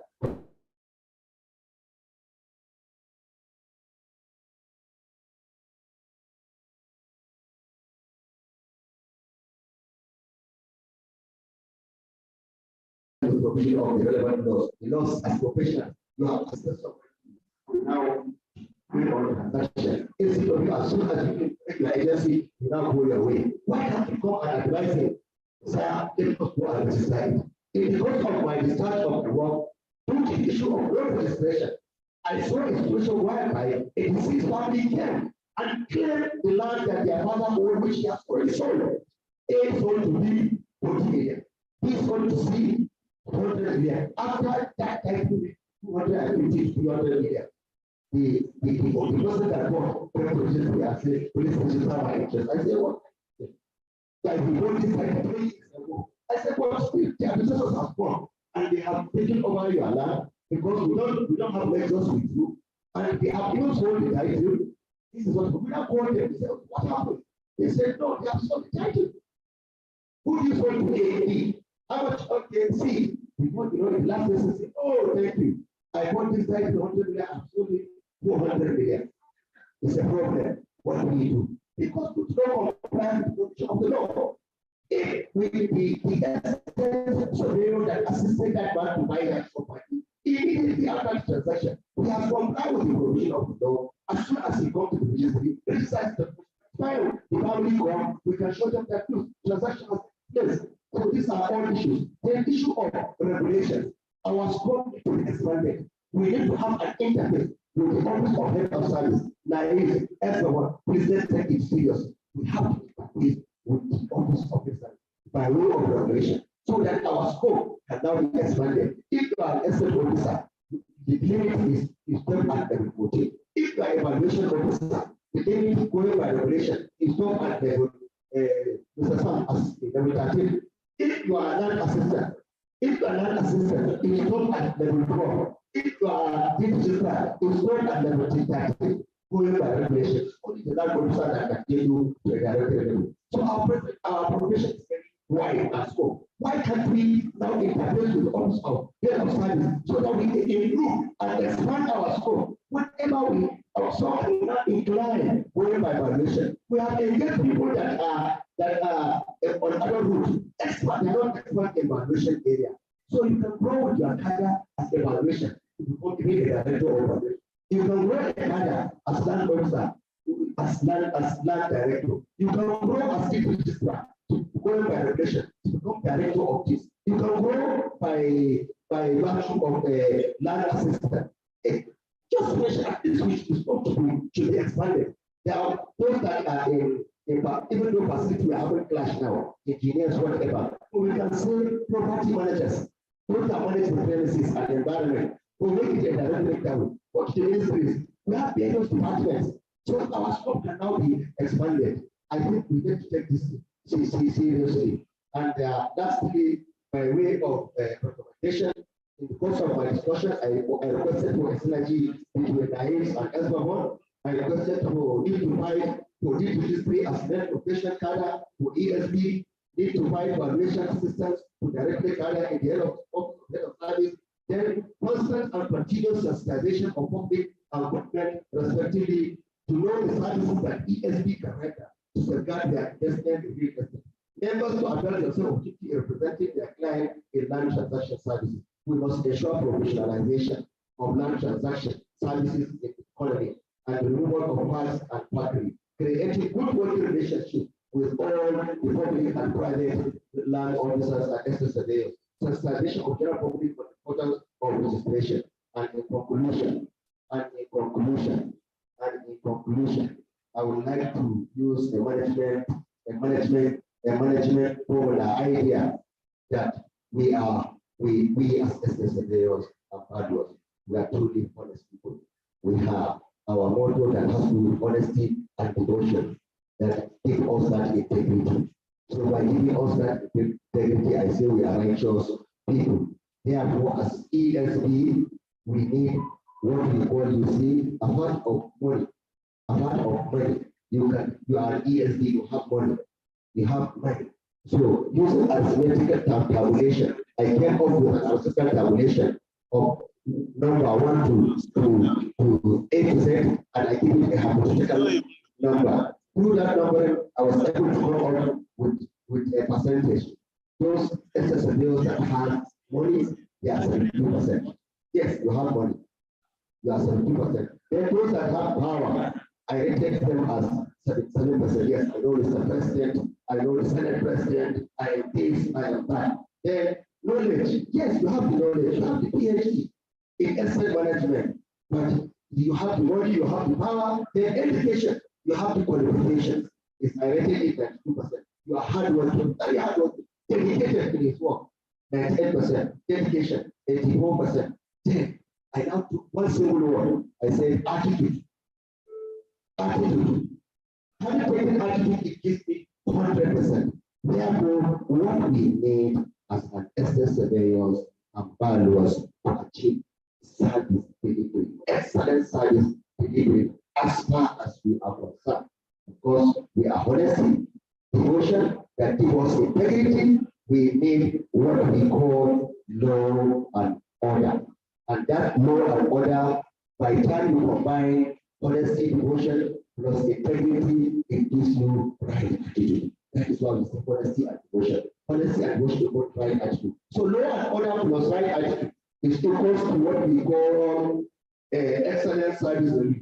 To achieve excellent service delivery to the economy, excellent service delivery to the economy, there is a catalyst to what we call sustainable economy development. Thank you, and God bless you. This deserves more than a round of applause, Your Excellency, Mr. Speaker.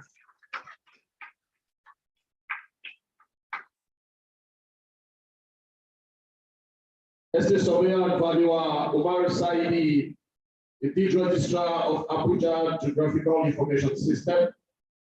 He has done justice to the role of estate surveyors and valuers in right tapping Nigeria. Please, once again, let's give a round of applause. As we share. While he was giving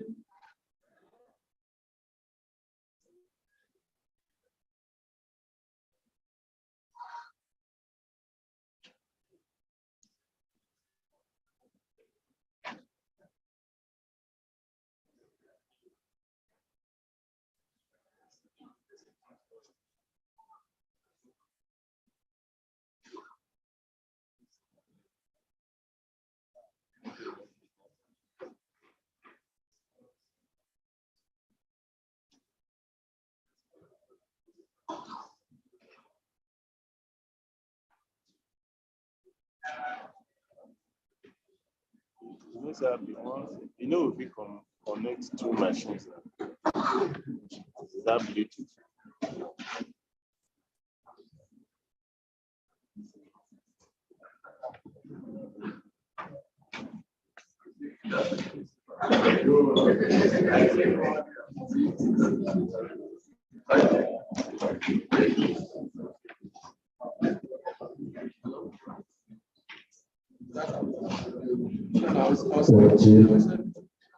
the last time, before I call on the chairman session, the last time we had an event in Niesv as the NAF Conference Center, and this did happen. I said something. You cannot have an event and have power outage during your event. It's not correct. When you have an event, it's going to last for 8 hours. You have uninterrupted power supply for the number of hours you are using that facility.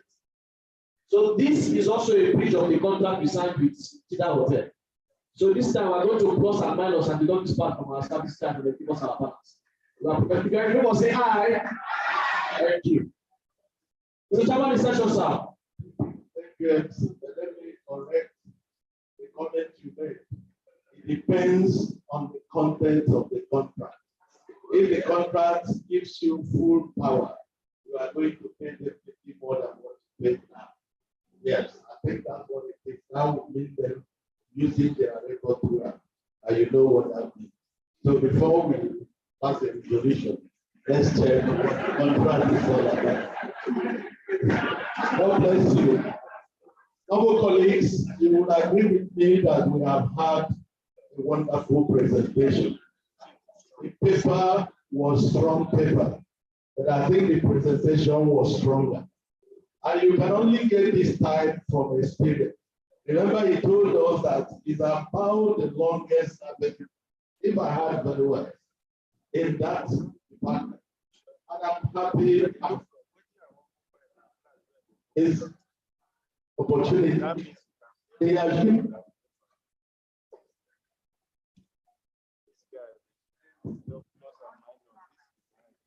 also through challenges to the institution, challenges to the board. I think we are too comfortable in Zion. We are satisfied with what we do. Recently, God gave me opportunity. I started going to them for transactional consultancy, and I can see the great work they are doing. I want to assure you that our colleagues in HTPA, both at the compensation and the resettlement and compensation department, and those in this agency, they are doing a great work, and he has represented us well. Can we put our hands together for him? We also note for the discussion, there are salient points they are doing, which we need to address in this particular workshop. And of course, I thank God our first vice president is around at this presentation. There are challenges that he has also thrown to the institution. I believe that if we work together with the public sector, we will have a better chance. The private sector has limited opportunity of employing people. But if we have ourselves established in these government agencies and organizations, the younger surveyors have greater job opportunity. God will grant us this. The discussion, let's aim towards that, so that the what do you call it now? The end of the part of this workshop will definitely add value to our age. God bless you. Thank you. This next one for the chairman, the session, ladies and gentlemen. I told us at the beginning that our chairman session is a bunch of knowledge apart from experience put together. He's also a son. While you were presenting your paper, sir, the first vice president of our great institution, SS Sovereign Value, Victor along a fellow decision, walked in. Please, I want to give you a round of applause. My mentor, the man we look up to, it's nice to see you again, sir. You're welcome. Also, the vice president, the vice chairman of the Unity branch, also in the entrance, SS Sovereign Value, Odushiga Polake, decision. Please, a round of applause for her. You're welcome. Before I bring up our next subject presenter, we want to specially recognize some of our sponsors, people that have actually made today a reality. We want to specially recognize the firm of J.U. Uso. Please can we give them a round of applause, please? Thank you very much. And also we have PG Homes and Apartments. Please can we give them a round of applause? These people actually broke the bank to support this year's Mcpd. And also our very own SSOBR Victor along there, the first vice president, also Victor along there. Thank you very much, sir, for your support. Also, we have OC Kamalo and Associates, one of our top sponsors for this year's Mcpd. Please, I want to give them a round of applause. And our other sponsors, too numerous to mention. As this event proceeds, we're going to be recognizing all of you. And with the approval of the chairman of session, later on, we'll be inviting PG Homes and Apartments.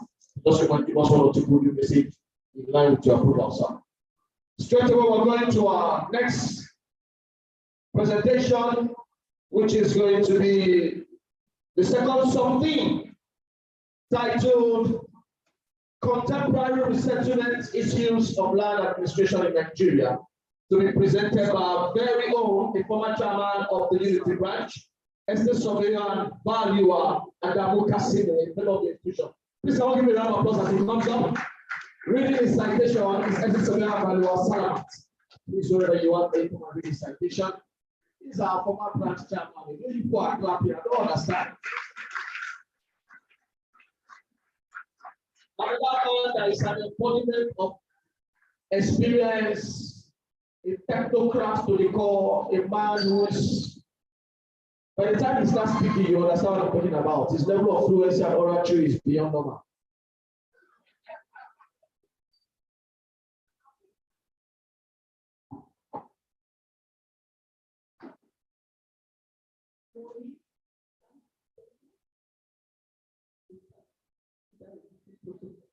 Estate of your Abuja, Sumoru Salaman, the Honorary Financial Secretary of Abuja, and I'm here to present the citation. Estate of your Abuja, Alhaji Adamu Asimu, an erudite scholar, the former branch chairman of our great Niesv Abuja branch. Thank you. Former branch chairman, Ezra. Thank you, sir.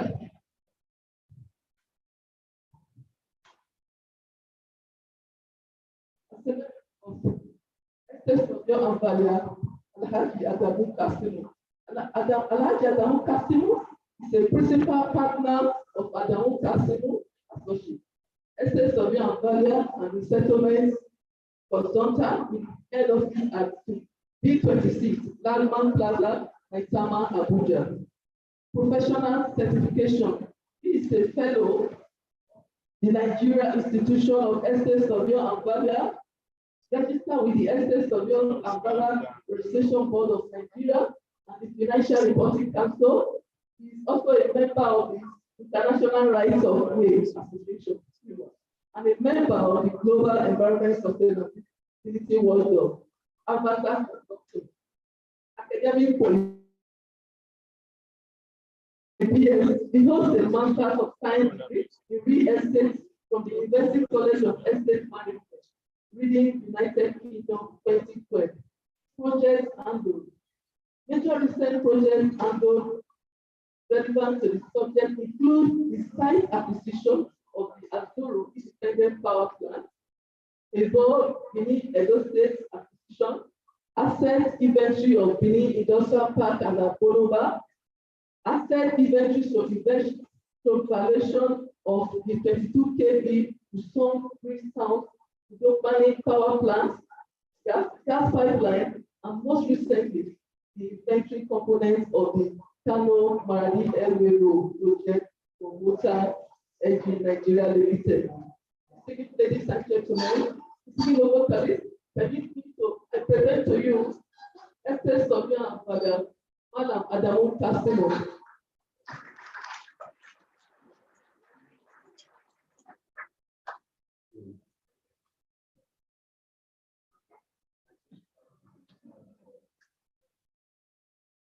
Chairman of session. But below the protocol has been established, I want to believe this is one of the only CBDs that I can say is graced by the high hygiene of this.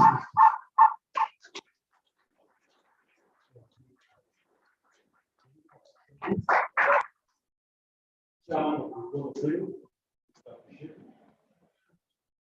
chairman of the board, and chairman of the mindful of the time. I actually intend to speak in 30 minutes. Could you that this group attention as I can speak?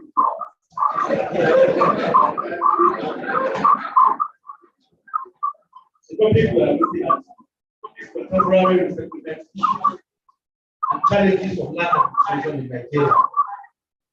And thank God, the first subject speaker has did some presentations on land administration. So, and I also took notes.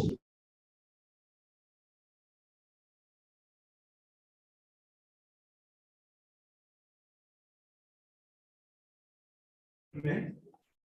I said, I hope these people are not expecting me to speak about compensation.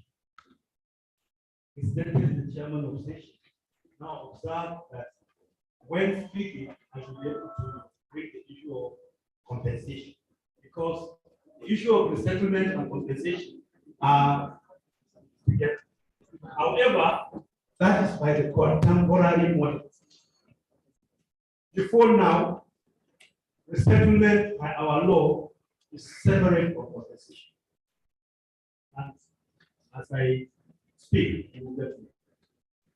So the outline of my discussion basically is we are going to look at land administration concepts, then resettlement, its meanings and options, preparation of resettlement plan, and private sector involvement in resettlement programs. Then we count the cost. So at the point of counting the cost, that is when we're going to look at the two. Land administration is defined by United Nations Commission for Africa as the process of determining, recording, and disseminating information about ownership, value, and use of land and land resources. And I can recall the first speaker was talking about the issue of registration, about recording transactions.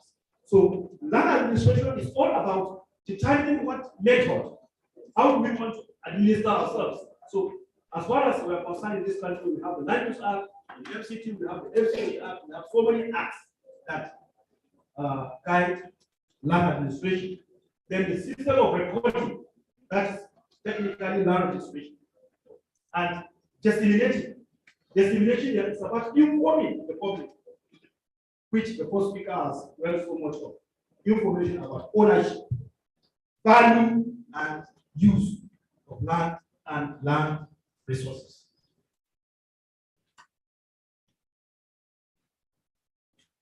Land administration objectives. Generally,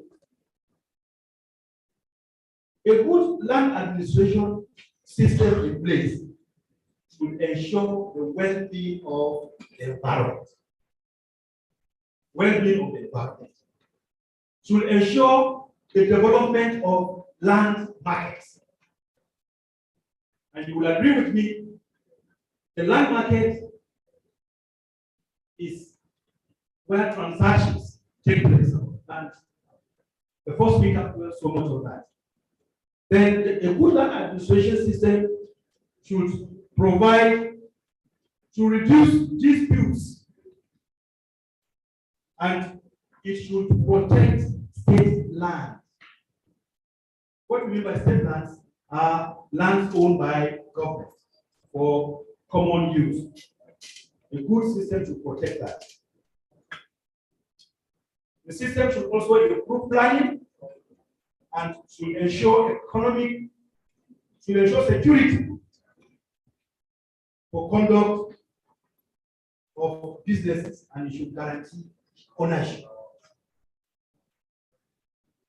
So any system that doesn't have this, cannot meet these objectives, I think it's a problem. So when we look at the FCT, we put one, maybe guarantee ownership. Does the system support guarantees of ownership of land? We can individually answer that. Does it ensure environmental sustainability? We can individually answer that.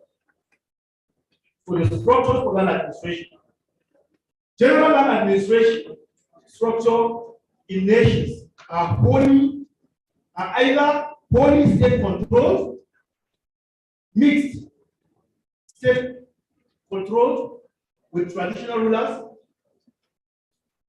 or without any recognized system. In Nigeria, our own is state control because of the Language Act. In Niger, Niger Republic there, their own is a mixed system. You can't even identify the kind of tenure they have because they call it commune. So every chief has his own laws. You go to Ghana, in Ghana is mixed, government and the chiefs. So root of title is rooted to say from the chiefs. So it's only in Nigeria that we have complete state-owned land administration. So you will, and that has impacts on how businesses are conducted.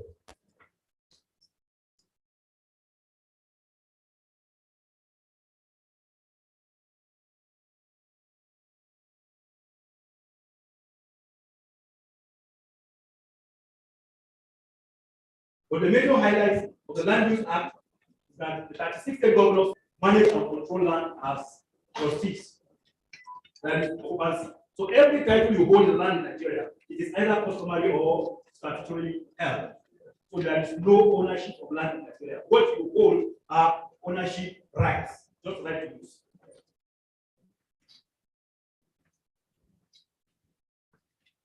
Rights are revocable in Nigeria. Your rights to land are revocable. And what is owned in land in Nigeria is the title held. I hope I'm right that you know this one. What you hold in land is the title that you hold. It's not the land per se. So that is why in Nigeria we don't have what is called certificate of ownership. What we have is certificate of occupancy. So it's a certificate to occupy land for a particular period. So at the end of the period, the government can take over the land again. So we have to be very careful in our transactions. So the weakness of the system is the ROFO system. What, like I just mentioned, is right of occupancy that we hold. We don't own land. Misuse and abuse of powers by the governors with regards to land. For instance, I give you an example in Kaduna State. The governor fell out with one of his political opponents. What he did was to review the rent, the ground rent from the man's house to 20 million naira per annum. Just the ground rent. And conveyed to him and told him, if you don't pay within 2 weeks, I will remove this property. And she did it. And it was done, yes. So the system did not say how even these rents shall be fixed. It only says that the governor has the power to fix rent. So it's subject to misuse and abuse. The issues of revocation and compensation. There are so many problems with how government and passive government organizations access land compulsorily in Nigeria. So issues of revocation and compensation is a whole lot of discussion which is not to we're going to discuss later. Requirements of prior consent. That you must seek the consent of the governor before you transact, before you buy land. These are issues that are being debated and people are hearing in court. Delays in transaction, bureaucracy, etc. In fact, there are so many problems with the Land Use Act. So those are some of the weaknesses. But going by the topic, the issue of resettlement is just a component of the structure of land management.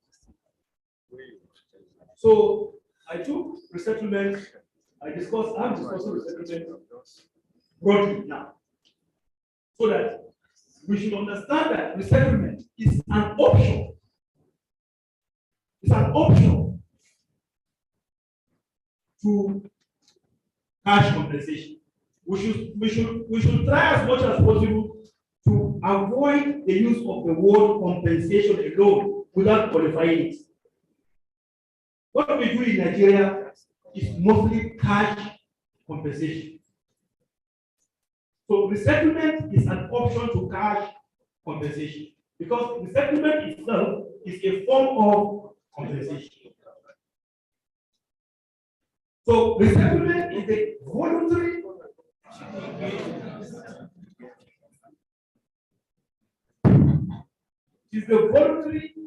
or involuntary reintegration of a person in a new geographical and or cultural setting or context after previously removed from the same or another setting about 2017.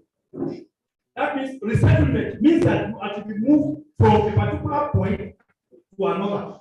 It is either voluntary or involuntary. Involuntary is where there is exercise of power of the state, the Land Use Act. If you are removed by government, that is involuntary resettlement. And you can also be moved by fraud. It's involuntary, yes. Like what happened in Abuja and so other states like Bielsa. People were moved involuntarily. Then, but there is voluntary, which is attributable to consent. Consent. You can be resettled with your consent. But going by our existing Land Use Act, you are to be moved even without your consent. So we are looking more into involuntary resettlement for now. So under involuntary resettlement, we have discussed there are about 4 options. It is either rural, where farmlands are affected, housing, basic sites, communities are affected. By so doing, specific cultures are also affected. For those that are in Abuja earlier in Abuja in the early 90s, we know that Muse existed where you have the money estate today. Where you have the money estate today was a community, but was moved to Sabo Muse along Kaduna Road. That means a whole community and their culture has moved. Then it can be urban, Resettlement can also be urban, which impacts on urban properties and businesses. So which means if your property is required, for instance, you have the railway project, the internal railway project affecting the NNPC mega station. The NNPC mega station is being impacted. It will be removed. So when it is removed, it's an urban asset. It is expected that it will be relocated to another urban area. So then the third one is linear. Linear resettlement affects longer corridor. This affects roads, transmission lines, and of recent, the activities in the railway sector.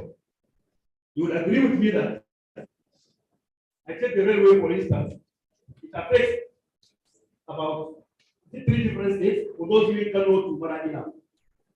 It affects Kano State, Jigawa State, Katsina State, and in fact, even the Czech Republic. So it means there are about 3 or 4 different rules that are supposed to be observed for each of the states. So are we doing that? Site specific. This is for large projects. Large projects like dams, like Mcpd. For those that know, Mcpd hydroelectric has taken 1/4 of the entire Taraba state. It's going to be acquired. So that large number of people, how are they going to be resettled? So you can see resettlement has about 4 types, and there are 4 different rules that you can affect. It is either rural, urban, linear, or site specific. Let's look at the provisions regarding resettlement. We have the Land Use Act, we have the Urban and Regional Planning Act 1992, we have the World Bank Operational Directives 4.3 in particular ODS 5, and other business-driven regulations such as the ICRC. So let's look at section 28. Because sorry, there are things that we think we know. I'm sorry, let me draw our attention. There are certain things that we think we know, while in actual sense we don't know. Because we take things for granted. The Land Use Act is being criticized, but it's not being criticized properly. And I will bring some of those things now. Section 28 provides the power of the governor to revoke right of occupancy for overriding public interest. Among the reasons are: 1, the requirement of the land by the government of the state. So let's individually have a state in our mind. The requirement of the land by the state or by a local government. By a local government in the state.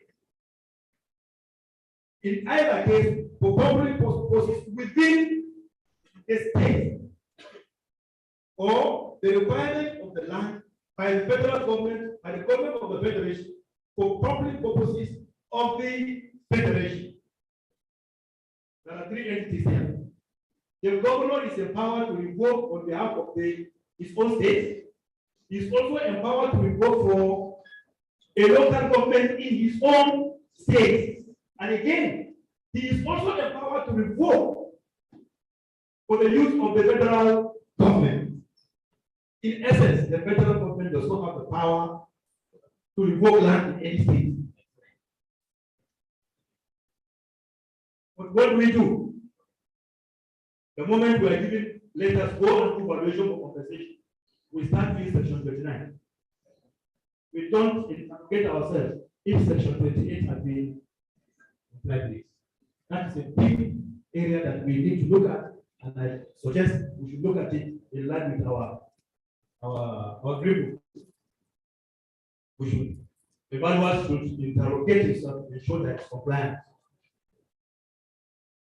So the requirement of the law of the land for mining purposes or oil pipeline or for any purpose connected therewith, and the requirement of the land for the extraction of building materials.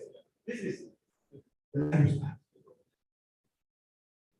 Then in section 29, it provides that if a right of occupancy is revoked, and who revokes here? The governor. Is revoked for the cost set out in paragraph whatever, the holder and the occupier shall be entitled to compensation for the value of at the date of revocation of their unexhausted improvements. How many people are entitled to compensation in one land? Can two people receive compensation from one land? Yes, because the law says is the holder and the occupier. The holder is the holder of the title. The occupier is the person that might have things there. So the argument that some state land registries don't allow some of this thing. So I think we need to hammer it out that anybody that is on land, legally on land, either holding or occupying, is entitled to compensation. If the right of occupancy is revoked for the cost set out in paragraph whatever, this is for mining. It says that the holder and the occupier shall be entitled to compensation under appropriate provisions of the Mineral Act or the Mineral Oils Act or a legislation replacing same. E.g., what we have today is the Petroleum Industry Act. And I have to seize this opportunity to appreciate our president for making representation of this institution when the compensation framework was designed by the Nigerian Offstream Regulatory, Nigerian Offstream Petroleum Commission. The institution is presented. And if we keep quiet, some people will put the compensation there. But then, remember, when you are if you are acquiring a route for a pipeline, before you start thinking of section 29 of the Act, go and read the Oil Pipeline Act. Because the compensation will have a different model. If it is for disruption, maybe damages, it will be the before and after method. So there are other laws that we should look at. I told you, I will finish your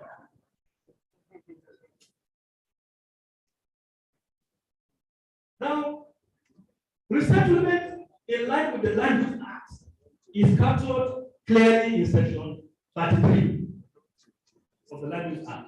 It says that where a right of occupancy in respect of any undeveloped land, which a residential building has been erected, is revoked under this act, the governor or the local government, as the case may be, in his or its discretion, offer in lieu of compensation payable in accordance with the provisions of this act.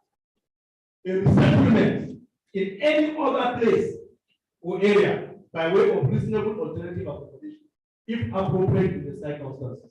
So you can see, resettlement is an option. So the governor can decide not to pay cash compensation and choose to resettle you in any place that he chooses. That's what the law says. And this is not contemporary.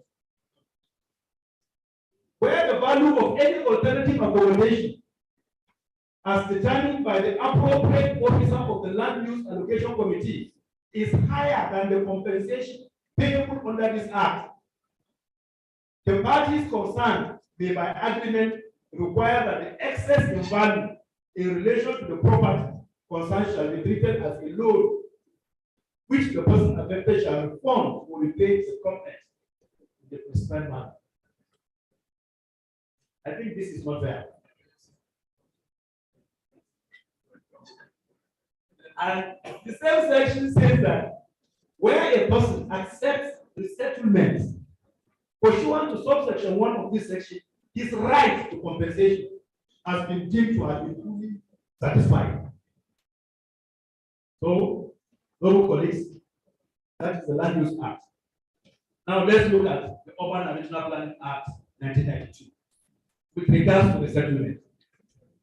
It says, where the authority proposes to make an order for the demolition of a building or part thereof used for human habitation, it shall provide a person likely to be displaced from his home by the order A, alternative accommodation, or sites and materials for building in an alternative accommodation, assistance in planning and construction of the alternative accommodation. 3, assistance in moving to and setting in the alternative accommodation, or financial assistance by way of grant, loan, or guarantee, either directly or through other authorities, or on such terms and conditions as the authority shall give you. The law also says it shall allow the person to move and settle in the alternative accommodation before effective. I think this law has made things clearer and better. So we shouldn't even disturb ourselves to go and look for international law to change our practice to reflect some more humane approaches to the settlement. We already have one in the Urban and Regional Planning Act. However, in spite of that, we have the equitable principles. I will speak briefly on it. The equitable principle is a risk management framework adopted by financial institutions, global financial institutions, for determining, assessing, and managing environmental and social risk projects. So this principle is developed under the auspices of the World Bank, and Nigeria is a signatory to so many of these things. So some of these banks, if they are moving their money to fund projects in your country, they will expect you to comply with these principles. And one of these principles is the resettlement action plan. Now you must prepare a resettlement action plan before you can begin to draw funds. And having practiced a lot in this area, I realized that the whole idea around the resettlement plan revolves around valuation. It's still valuation. It's just that I don't think I will have enough time to talk about this because it's a whole lot of activity. But it revolves around valuation. So a resettlement plan is just a document. This is a definition by content. It's a document by a project sponsor. Let's put in context any business in Abuja, a big business. A project sponsor or other responsible entity, e.g. government, specifying the procedures that it will follow and the actions that it will take to mitigate adverse effects, compensate losses, and provide development benefits to persons and communities affected by an investment project. So, in a resettlement plan, resettlement alone is never an option because it might include cash support. You can be moved and again receive cash support. For one of the projects that was mentioned that I handled, I remember, apart from the cash compensation, because under the equitable principles, if you are valuing the compensation, you are valuing the land at market value. The land at market value, the assets, everything at full replacement cost. There is nothing called depreciation. If you write the word depreciation in your report, it will be rejected. That project will not be funded. So, but what?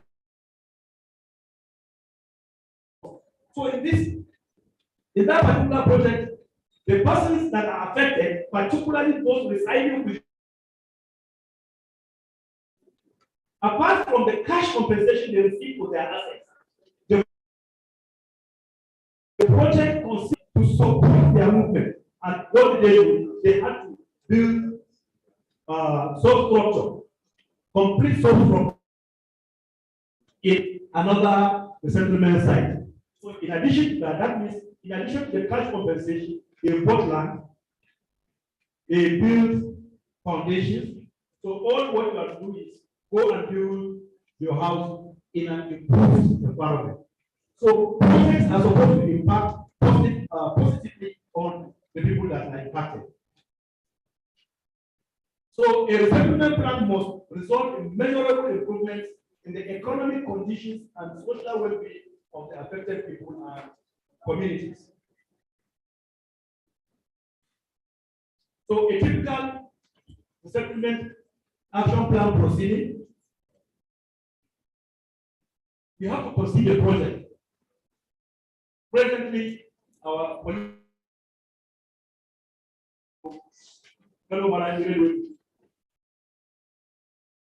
railway project, let's look at it as a project. A resettlement plan has to be prepared for people that are impacted within the rail line corridor. So which means you have to conduct a socio-economic based studies, ESIA. And in that studies, you have to ask the man, where do you want to go to? He will tell you, no, I don't want to go back because it's a linear project. Okay. The land you are valuing, the land value is not necessarily the value of his own land, but the value of the alternative site that he is going. So you have to include it in the valuation. Then the structures, you also have to look at, there is a difference between somebody who is occupying a property and somebody who is not occupying a property. That person occupying the property poses more challenge to the project because he has to be moved along with his family and everything. So you have to ask if his wife or wives are carrying out certain domestic income yielding activity, you have to make provisions for them. So it's a whole lot of valuation activity that's outside the normal convention, which maybe with time in another forum we can sit down and discuss the evaluation issues affecting or involved in the resettlement. So the importance of having or preparing a resettlement plan is to ensure increased foreign direct investment, which means it's only countries that are compliant that will attract funding. And so far in Nigeria, the Land Use Act has been criticized by the foreign funders that is too draconian. It's being criticized. However, what we do as surveyors is to provide what is called a cap. So you provide two opinions. One opinion based on the local law. The second opinion based on the international standards. Then you have the difference. That difference can be treated to uplift the livelihood of those people in that particular community. But that is what attracts the fund. So it improves security, it reduces social restiveness from projects, it reduces investment risk. And I always mention this, I'm sorry. In one of the linear projects, we got to a community and they said, we don't want cash compensation. After discussing the project, we don't want cash compensation. I think that is no.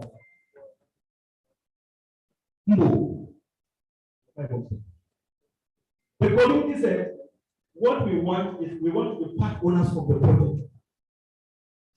But you don't have money. They said, convert our total compensation sum into equity in your business. And the system allowed for it. It allowed. So that means that that project, that pipeline, as far as the project is concerned, in that area, nobody will come to it. Because they are part owners and they are earning no matter how small, from that particular project. So there is freedom of choice. So it is either you agree and discuss your project as well as your resettlement plan with the people that are going to be impacted, or you risk resistance. Thank you, David.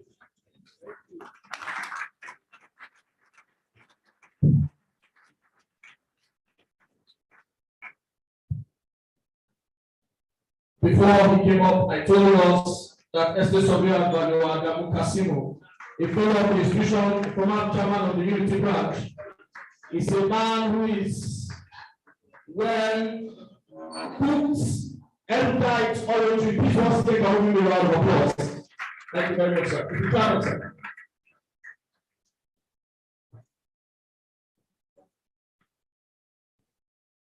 Thank you. I think the mic is okay. I would like to appreciate the presenter, ESV Kasimu Adamu. If I want to go in the lighter mood, I will confirm that those sitting on this side of the table have a proper view of the street. I observed that this man must have been eating from research.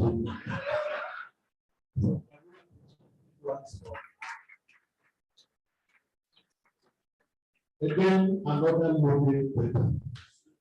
He was constrained by time. He couldn't give us all the details he wanted.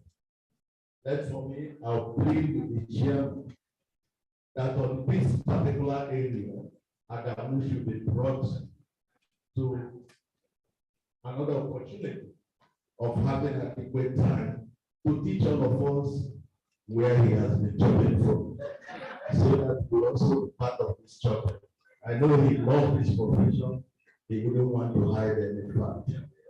Thank you very much for that presentation. Let's discussants try to take those areas that he has highlighted, where there are differences, and those suggestions they are using internationally to, bridge those differences. Evaluation based on law, and that one based on international best practice. My only worry might be asked here, assuming I allow the community to invest in the pipeline and they have to relocate, what will happen? But we'll get to that bridge and you will answer when the time comes. Thank you. Can you go on now? Let's have the workshop section, have the people that will discuss the problem on board. I don't know, you can take their chairs and still arrange it so that it will happen. Good. Thank you. Please give the chairman of session a round of applause. This is from the past president of our institution. Mr. Chairman, just to inform us, our lead speaker will be told just landed in Abuja is making his way to this place because of flight today. We hope he gets to meet us before we wrap up. Okay, sir. All right, sir. So please, Mr. Chairman, also we have one of our sponsors. Mr. Chairman, sir, the PG Homes. Mr. Chairman of session, the PG Homes, they want their goodwill message. One of our sponsors. Please, can we give them a round of applause? The Executive Director and the PG Homes, sir, please, can we have you, one of our sponsors for this year's Mcpd for their goodwill message. So let us give a round of applause, please.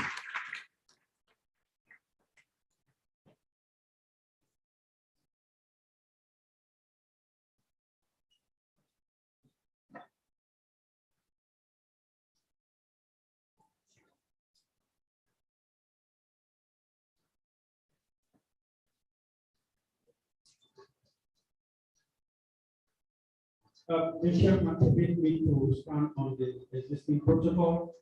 I want to say a very big thank you for this wonderful opportunity given to us to be part of this great and noble house. I thank God that we made ourselves available when we were given a letter to be part of this. We thought it was one of those letters that they will come to come and tell you, come and do this, but I want to assure us that what we have learned here, a million naira cannot afford it. A billion naira cannot afford it. We are a real estate firm. We are into development. We buy land. We sell houses. And what we have learned here, the fourth wall of the university will not give it to us. And that's the truth. And we want to promise that we will be part of this wonderful profession. We will not be happy if there is any occasion, if there is any meeting that BG Homes and Apartment is not invited, is not informed. I want to appeal, I want to plead, and ask that we be given a direction to be part of this wonderful house. Not just when an occasion like this comes, because I know that there are other things that are done in the background that will really formalize us to becoming full members of ES. Yes, please, we want to be part of it. Sincerely, we want to be part of it. And what we do is that we have our slogan. Our slogan is stop the rent, own a home, ask us how. If you want to know how to stop the rent, if you want to know how to own a home, just come to BG Homes and Apartment, and your case is solved. And I want to also thank you, sir, for your wonderful presentation that you made, and a very little question that you answered me later about FHA title, is it a registrable instrument? You will answer me later, sir. So I want to use this medium. We have various properties located around town. We do joint venture. You have a land, you are looking for a developer, just give us a call. And your land, when we tell you 24 months, when we tell you 18 months, when we tell you 12 months, we mean 12 months, and we will not exceed that time. I want to say thank you for making us a part of this wonderful profession. And to the director of PG, thank you for sponsoring this year's Mcpd. Well, the chairman of session has said those of us that have questions for each of the speakers we have on the subject so far. Please, you write your questions and you write your name, so that when it's time for us to do the question and answer session, we'll be directing your questions to the persons in charge. Straight away, we want to go to the panel session. Please, our ushers, can we have the chairs on stage, please? The first on the panel, list of panels for this year's Mcpd.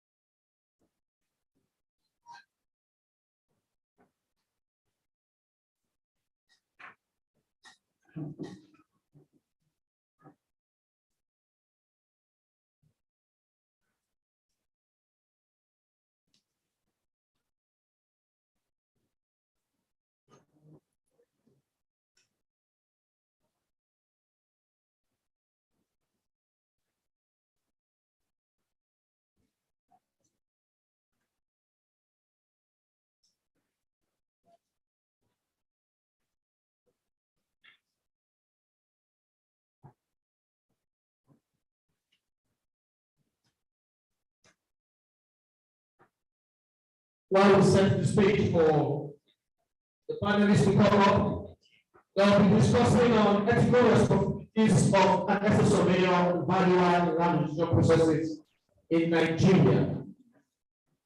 Well, the first on that list to member of the panel, Mr. Isaac, Department of Technology, degree in estate management from the Wiener State University of Science and Technology, Port Harcourt, where he graduated in 1990 as the best graduate student in the Faculty of Environmental Sciences. He started his professional career with Mr. J. Taiwo & Co., a firm of asset surveyors and valuers, sometimes in 1991, and rose to the enviable position of a regional partner before retiring voluntarily in July of 1999 to compound OSAS and OSEGI. He is presently a fellow of the Nigerian University of Surveyors and Valuers and an international real estate institute. He is a versatile and seasoned professional, having structured and handled several tasking real estate transactions in the course of his professional career. Your Excellencies, Mr. OSEGI has an in-depth knowledge of the Nigerian real estate market, having been active and completed practice for almost 30 years. He has written papers and presented several class papers on various aspects of the real estate profession. Mr. OSEGI is married with 3 children. Please can we give us a particular I send us as the next the final session, please. For you to ask the discussant of them to come to the stand. All right, thank you, Mr. Chairman. We have them in our program. Mr. Sobeya Valua Shola Apeji, fellow of the shop, some round of applause as he joins. Next, we have Mr. Sobeya, but currently Itoachini, an associate of this great institution, also a director of lands. Augusta, I should not call you associate again because your father does not resist the associate profession anymore. I'm very sorry, sir. Mr. Chairman, said I shouldn't call him associate. His father is not in the associate profession anymore, is he? There is a fellow in the exam bench. I don't know how you want to.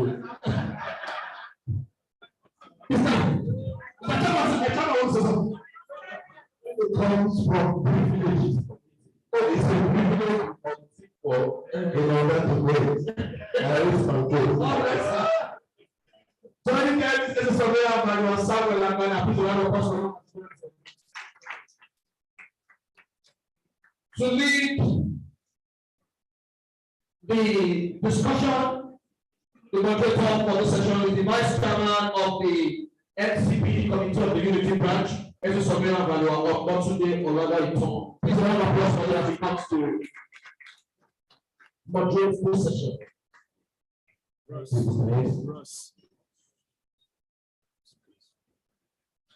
Chairman of the session, permit me to maintain the already established protocol. We are going straight to why we are here.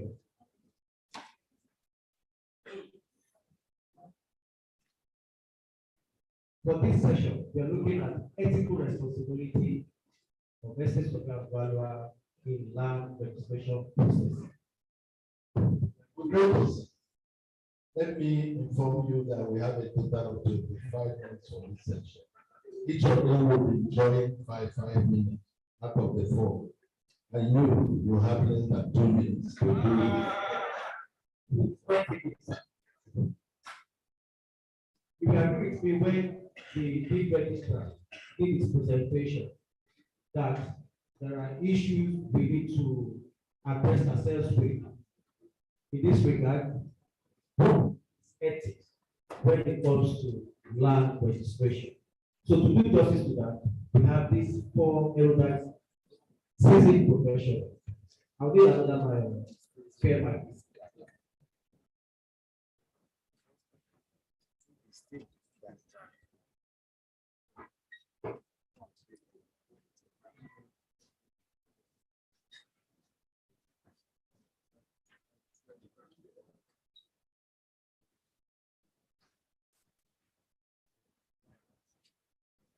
To our panelists.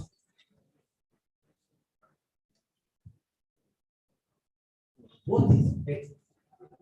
What are those ethical considerations necessary, needed by the essence of the umbrella when it comes to land registration process? Thank you so much. I want to start thanking the organizers of this forum for the big support. The word ethics is a very important word for us as professionals. I don't actually get the proper meaning from the word ethical, because the concept is ethical responsibility. That's actually what we're discussing. The word ethical means conforming with acceptable standards of social and professional behavior. Simple.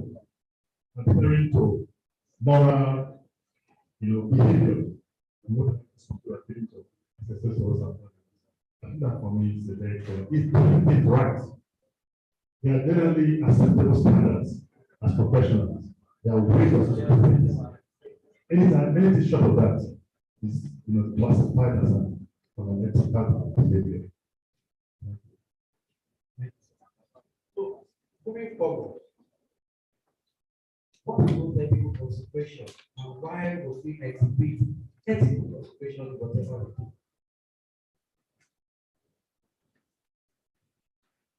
Well, I'd like to say that, broadly speaking, as you have noted, the concept of ethics will require that the professional must have proper knowledge of whatever area within which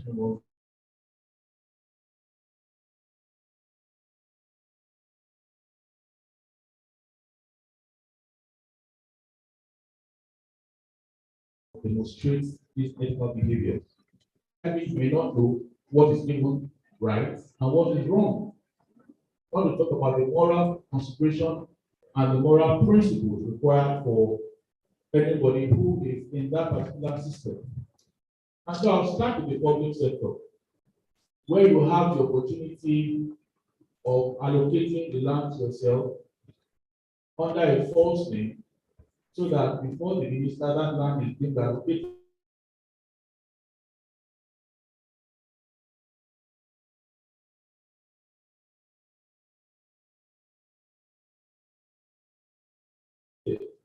Under his given name, get the money, and smile home. So the part that conflict of interest issues should be taken very seriously. Any opportunity that is meant for Nigerians and the entire public should remain so, without putting your personal interest or the interest of your friends and colleagues first. Things should be done based on the principles of probity, equity, and transparency. So one of those things to watch out for within the public space by officials of government is to ensure that you do not use your power or seat to take what should belong to the public to yourself. Thank you very much. Okay, the ethical issues here we're talking about does not apply only to public sector estate surveyors. It applies to every estate surveyor and valuer as a professional. And I would like to place this in the context of the theme of what we're talking about. That is the conduct of ethical responsibilities of an estate surveyor in land registration process. Now, what are you expected to do as an estate surveyor in that position? Our presenter told us what are the responsibilities if you go to this paper, very well spelled out. And largely, for the private sector estate surveyor, your involvement in the process is more like that of a consultant to a third party. Am I correct? So your conduct and the way you conduct that business calls to question or puts to question your position as an estate surveyor by way of conduct. How do you present yourself? Now you're also relating with the institutional framework, that is the government where the land registration, the security of the registration takes place. And the essence of registration, I want you to know that government takes responsibility to guarantee the efficacy of the transaction or the title you are trying to perfect. Now you are acting for a third party. You must clearly understand your position relative to this institution and your principle. What am I saying? You have a contract to deliver, so that is hard work. You must deliver to your principal according to time. You also have the duty of honesty to the person you are acting for. Because if you do not declare to him all the material facts of what you are supposed to be doing for him, and he finds out contrary, it amounts to misconduct. Am I speaking? So this is your position, the position of an estate surveyor in the whole process is that of also, it belongs to what I would call a contract of confidentiality too. Because you are in the process of managing your client assets and its wealth. So you also must conduct yourself in such a way that the confidentiality of the transaction is not betrayed. Now, you can go on and on, bringing out the details, but I want to also emphasize that what is the danger of being unethical in the whole process? That means you have betrayed the trust of your principal, and it will jeopardize the prospect of your career progression as a professional. Because when you are found to be undependable and your character is called to question, the person you work for will also not market you to another person. So it's what we are trying to say here is that your involvement should be that of integrity, honesty, and hard work to be able to put yourself in a position that your character, your conduct, your morality is not put to question. Thank you. Looking at the political, the impact of the political behavior of professional administration in your day-to-day experience, can you shed more light on that effect of the profession and the professional? Thank you very much. I wish to just start from the principles that guide ethics as provided in our Code of Professional Conduct: good character, integrity, accountability. It also requires that you are professional in all your dealings. It also requires that you are object and also comply with legal provisions. These are very vital for every estate surveyor, either in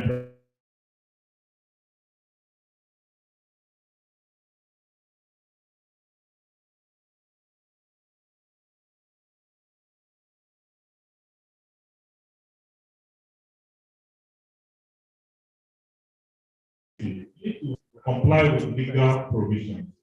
Very, very vital. That's where I want to start from. And we remember that the motto of the institution says honesty and devotion.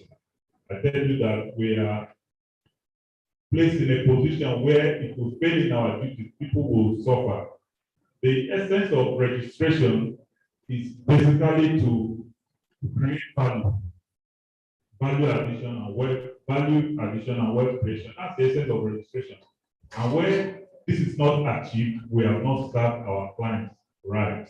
Where your client does not have value addition, it doesn't create wealth, we have not served him right. So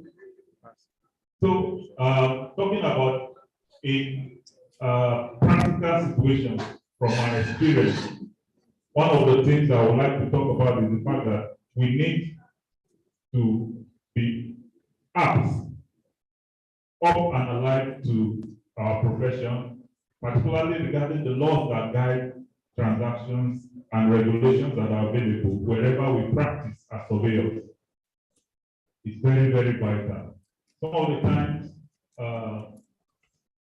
I've had instances where somebody will acquire a title for his client that you have never even done a legal search. You acquire a property for your client without having conducted a legal search. I think that is unethical because your client might just be throwing away his hard-earned money, particularly in a place like Abuja. So that's one area that I see that sometimes some of our colleagues fail. Because you ask him before you acquire this property, was there any search? They say no. Like some people will call and tell me that I want to do a window search. And I laugh and jokingly I will tell him that only thieves go through the window. Why don't you do the property? Why are you going through the window? Say I want to do a window search. Conduct a proper search. Have a formal legal search report. It's very vital before you transact on behalf of your client.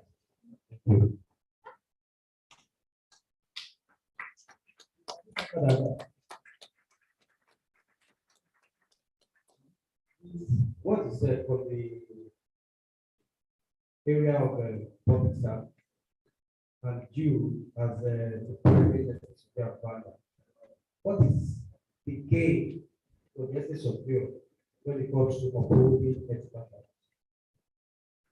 Thank you so much. The gains are actually quite enormous. In fact, from experience, science and surgery. In the area of valuation, we have a very strict rule that was simplified in the process. It did many rules. Initially, it was difficult for us to, most banks were not registering us because they find it difficult to compromise most of our staff. But myself and the partners who kept the system will not compromise. We're working for the Fed Bank and a few other banks. Some of them, the newer generation banks, refused to give us registration, but we insisted. But I tell you, over time, those people that knew us in Fed Bank and a few other banks are now moving to the generation banks, and are the one marketing us. And today, we are ready for all the banks in this country. I mean, that's one of our major sources of income. So integrity pays. You can only short term, can only benefit somebody for short time. Let me give you another example. In the area of sales and letting transaction, as a principle, we're trying to discourage markup, which is what is common in practice today. My staff, those are also pastors, I can tell you that we can lose a transaction, prefer the transaction that involved in those kind of practices. And as a part of lots of transactions. There's a young man that joined us because they used to those kind of practices, and he was putting under pressure. In meetings, he would mention this guy is making this. I said, just go down. So we left him. After 3 years, he left us and started the practice. The first company he did, they did a markup of about 5 million. That was a long time ago. Luckily for him, they did this transaction with the of his time. Other agents were involved, so they shared the money. In the house of the client, as I went to the soul, so they wanted to get the camp possession. They had issues, so the buyer said he wants money back. I mean, it's a long story. They just ran away and left the guy that has a friend. Because, I mean, 5 million was a lot of money then. He also tried to see where to go leads. In the long run, he also ran out of time. He told me it's not practice. He went into other things. So, unethical practices doesn't pay. You will not benefit in the short run, but in the long run, it will cost you. I want to encourage us to see how we can, whether it's land registration or any area of our practice, let's insist on following the rules. It's a better point. That money you think and make now, you better make it consistently and making it once. Thank you so much. Thank you so much. Time of the session.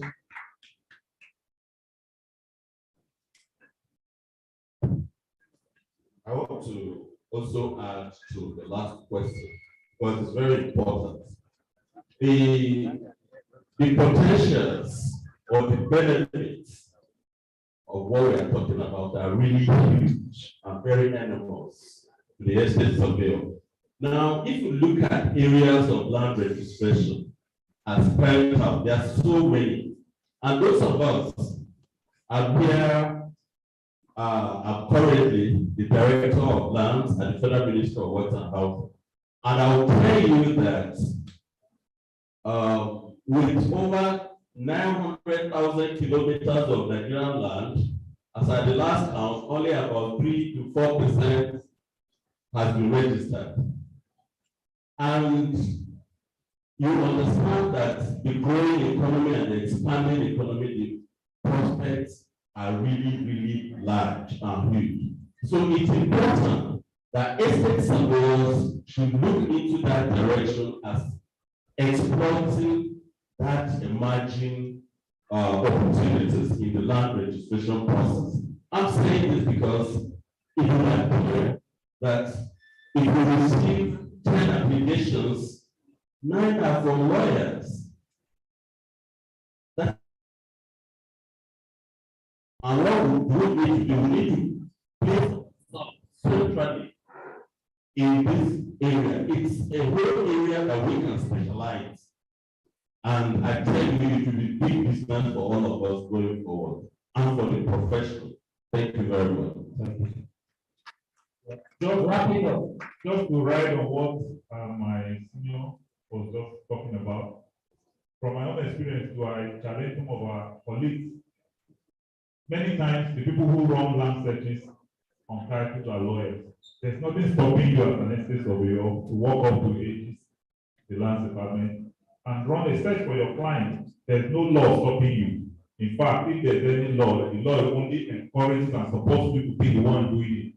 But many times we find lawyers and even all these agents on the streets who do it and they charge a fee. You may think that it's not much you get, the better for you, for your pocket, and for the institution as a whole. And then following through to the registration process too. I expect to see more of our colleagues coming up. Many times we find the lawyer, like I said, and there's a huge potential for us in that area of practice, ensuring that your clients register and it will save them their investment, like I said at the beginning. So we hope to see more of you in our offices, please. Yeah.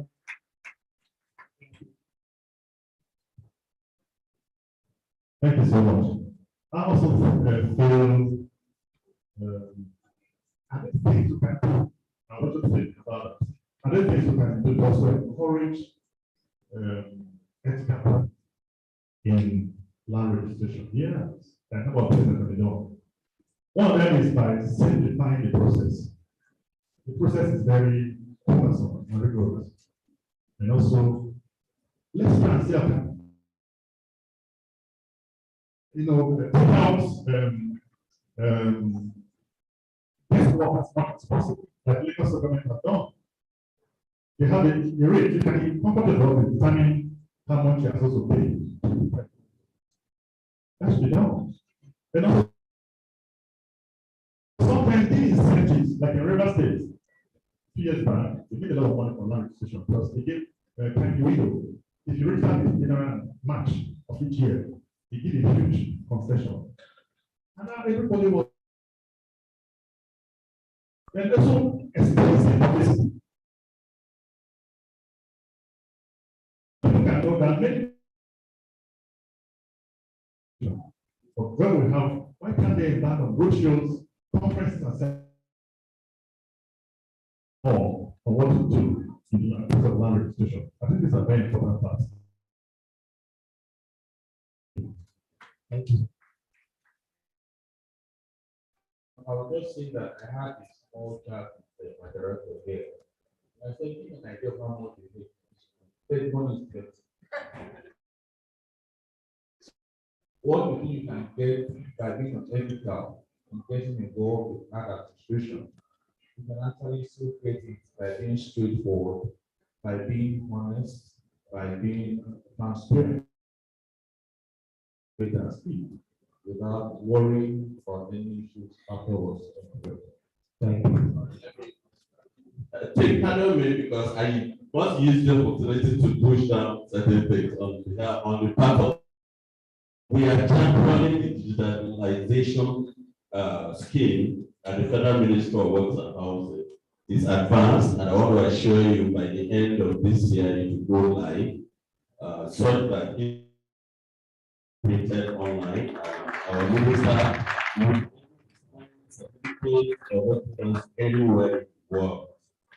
So the process is on, and we are also under the platform of the Anchor. Some of you, a few weeks back, were in the national conference which we had.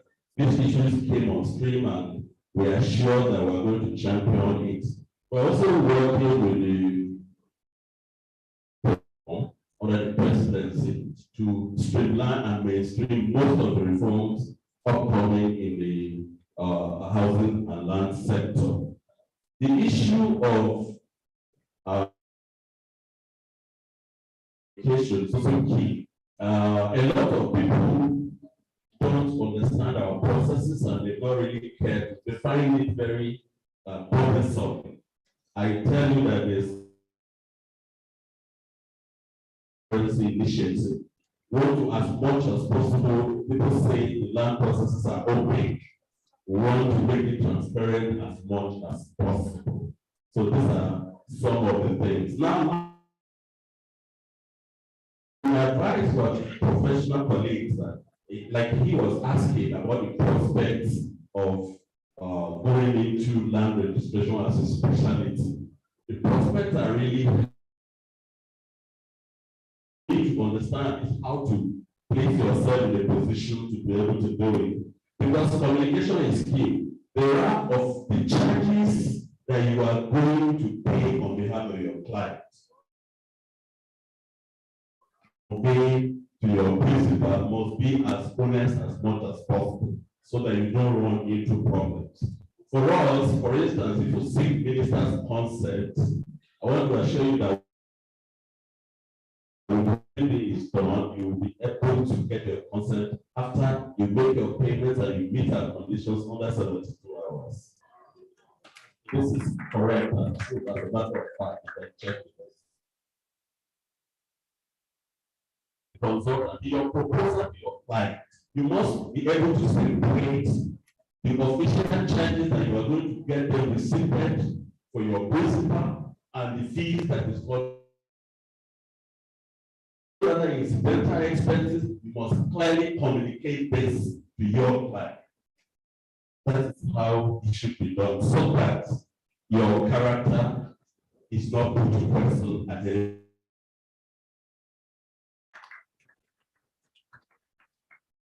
We agree with me that the 25 minutes allotted to us by the chairman of session is not enough. But you and I assure you, on behalf of the branch chairman and the Mcpd chairman, that these men, this noble colleagues of ours, at a more convenient and robust atmosphere, a round table to talk more on ethical responsibilities. And we will have an interaction special. So on behalf of the Mcpd chairman and every nobody there, I say a big thank you to the panelists. I should go back to take your seat. Thank you. Please. Thank you very much. We are glad to see you are paying for the ground. What is your the chairman of sessions?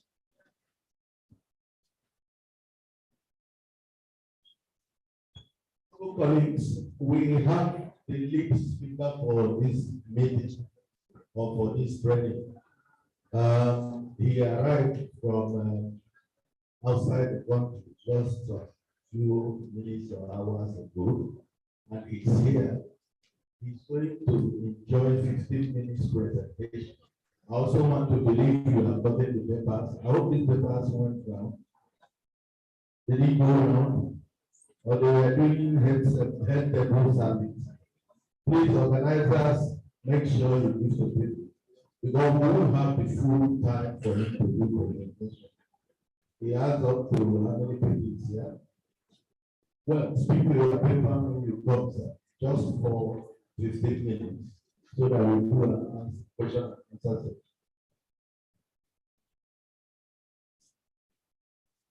We know, okay. One paragraph, thank you. Go. I'm another authority, so I have to. Your Excellency, distinguished guest, chairman of session. Our lead speaker for today, speaking on the theme effective land administration, a catalyst for sustainable economic development. Sovereign value, Ayodele Elvis, Enemola, effect of the institution, which stands sovereign value, sir, I will quickly indulgence to come and stand. Why I just take this brief about you so we can.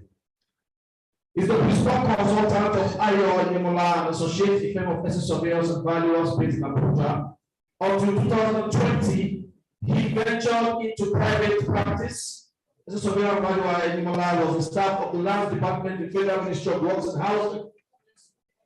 Retired from the Federal Civil Service as Director of Lands in charge of Land Administration and Services on February 17th of 2020, on attaining the mandatory retirement age of 60 years. He is married to Reverend Mrs. Uche Nyemola, and they are blessed with 4 children. Your Excellency, distinguished local police, all give a round of applause. Clearing all the way, even Tesla, when he came here, is actually something to us.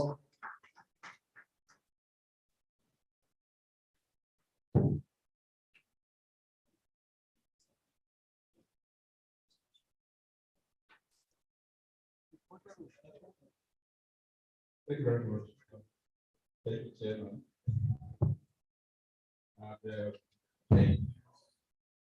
Yes, my deepest apologies.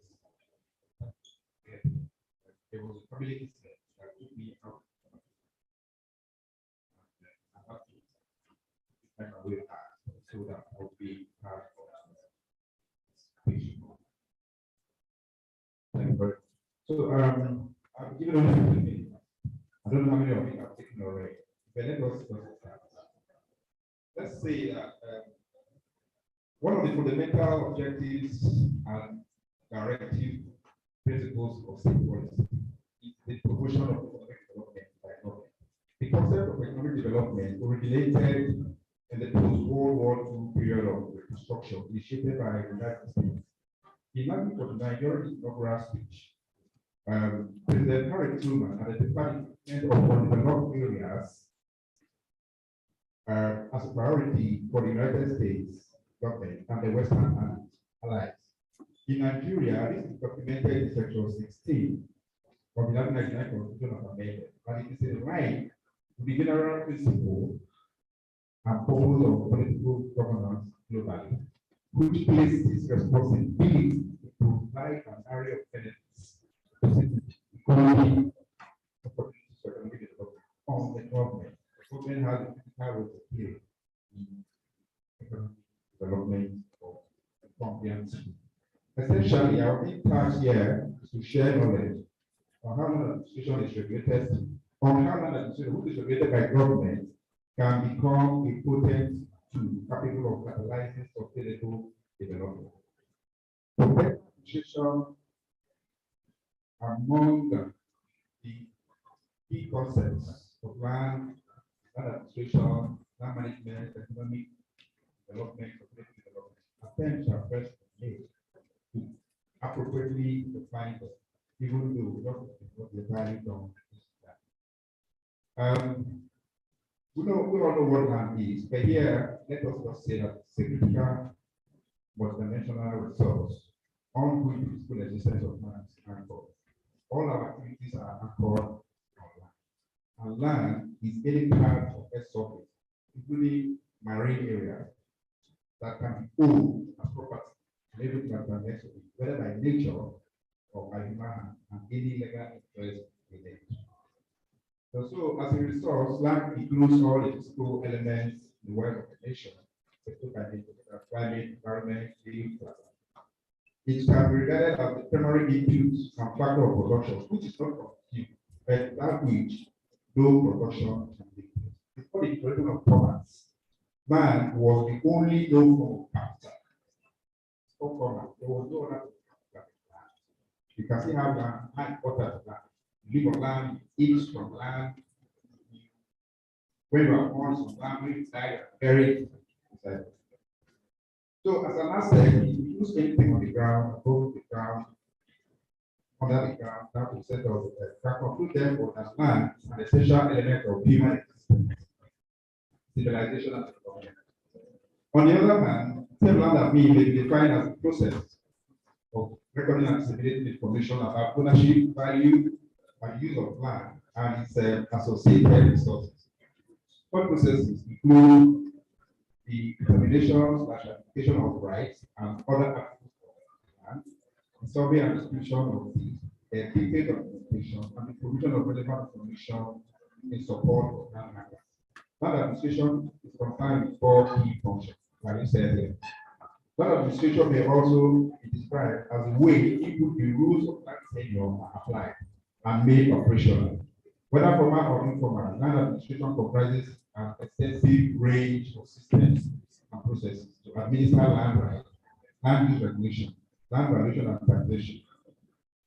The processes of land administration include transfer of rights to land from one party to another through sale, lease, loan, gift, and inheritance, regulating of land and property development, the use and the conservation of land, the carrying of revenues from land through sale, leasing and taxation, and the resolving of conflicts concerning the ownership and the use of land. Land administration functions will be divided into four components.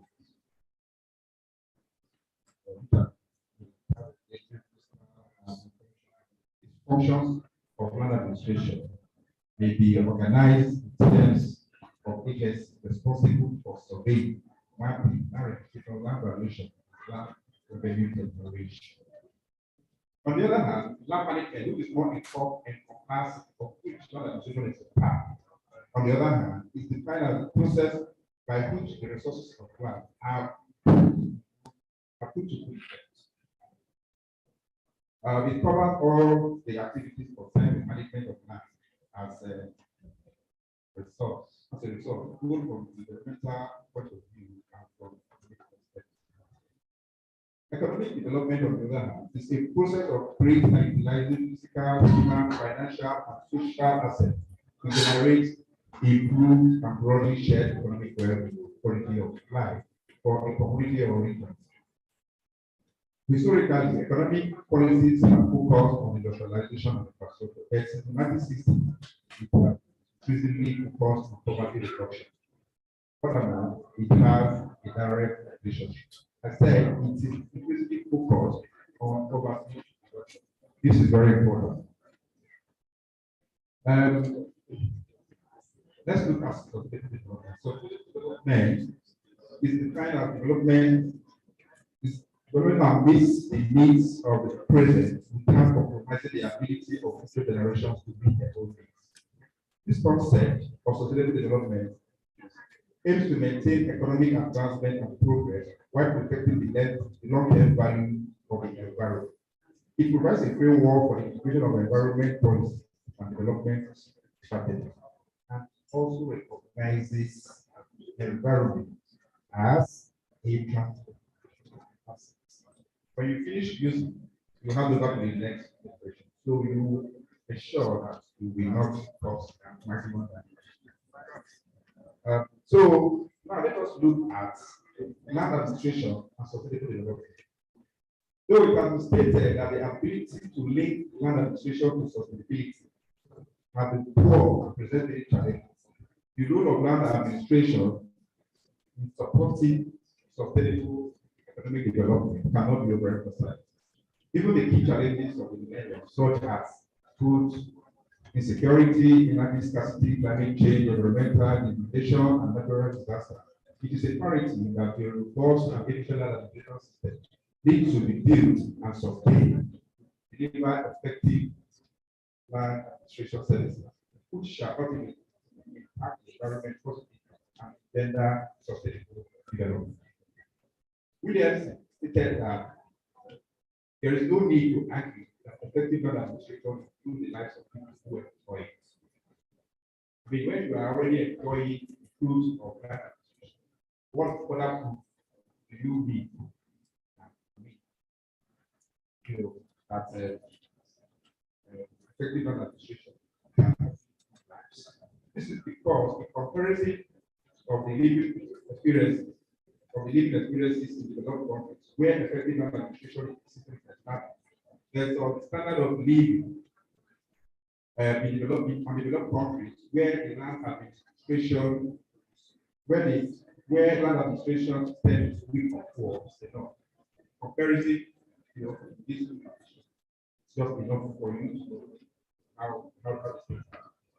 The importance of efficient effective land administration labor secure is the central theme of the treatise of Fernando de Soto Ministry of Capital, wherein he stated that land without marketable title state capital at the latent value is not really realizable. Now let us look at how we can design an effective land acquisition system. For a country and citizens to partake in the benefits accruable from effective land administration, there will be in place a robust and efficient land administration system, as previously stated. Williams identified 10 principles of land administration, shown in table 1 below. They reflect the principles and are universally applicable. However, a number of developing economies may not be able to utilize the full array of these options, but they can improve land administration through appropriately designed land administration systems with a focus on sustainable development and providing policy for any national system. So when you look at the table on the left-hand side of the table, that is titled 10 principles of land administration, you will see one of the principles in the land administration system called LAS. It provides infrastructure for implementation of land policies and land management practices to support development. The other one is land management paradigm. The land management paradigm provides conceptual framework for understanding and innovation in land administration. People and institutions. Land administration systems are all about engagement of people within the unique social and institutional fabric of each country. Rights, restrictions, and responsibilities. Land administration systems form the basis for conceptualizing rights, restrictions, and responsibilities. That is 3 terms, which are related to policies, places, and policy. Then another principle we have here is the principle of cadastre. Cadastre is actually the edge at the core of the land administration system that provides spatial integrity and unique identification of every parcel of land. Have a parcel of land, that parcel of land is unique because it's no other land located where that was. It is true that that's why infrastructure can establish. The size of the land also establishes. So we see why now sorry or cadastral system is very, very important in land administration. In fact, it cannot have effective land administration. Thank you, sir. We should be running to the conclusion. Okay. So, we have it all out there. Then we'll also talk about benefits of effective land administration system. A number of benefits are critical as a result of improvement in land administration are set up to. These benefits put together help to generate sustainable economic development. Benefits are all listed, but apparently somebody has to go through them. When you get a paper, you can see the benefits. But this kind of benefits, which we are talking about. We are talking about economic. Now there are challenges. Challenges of effective land administration system. Nigeria has a land mass of approximately 3,703 square kilometers, of which accommodates and supports the population of 250 million people. Okay, so for the studies and records of land-related revenues generated by both states and the federal government, as well as how much the administration of land has impacted the economic development of the country, it is obvious that they are making well below their potential capacity, and that the development of the country will have benefited more. The reason for these forests are not perfect. A number of them are affected. One of the biggest impediments for effective land administration in Nigeria is the land use tax. For the entire land mass of Nigeria administered by under the act. And by the law, all the lands before recognized as no compensation is paid for land when acquired by government for public purposes, except for crops, public trees, and shrubs. This rule literally denies the secretary of individual landowner pecuniary benefits of the landlord. This is not in sync with the rules of good land administration. The law, which was enacted at the 2023 and next in 1999, has never been made despite crossing in championing and effective land administration. Every attempt made to amend it has failed so far.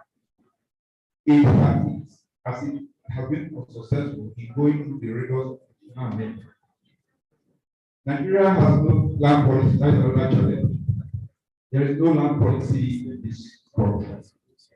And according to available records also, like I said, only 3% of land in Nigeria is registered. In the 38 land registries across the country. And when land has no title, the value of the land instead of being there is actually you can't use it, to carry out any form of economic.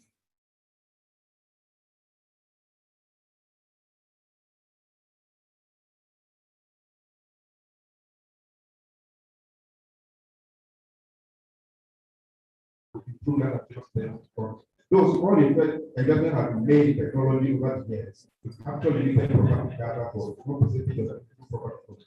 The key issue of land administration, which is cadastre, has received scant attention. We will now say let's quickly look at the way forward. Constitutional amendment is imperative. It should be undertaken immediately to address the challenge. In the absence of that, the regulations, under the Land Use Act,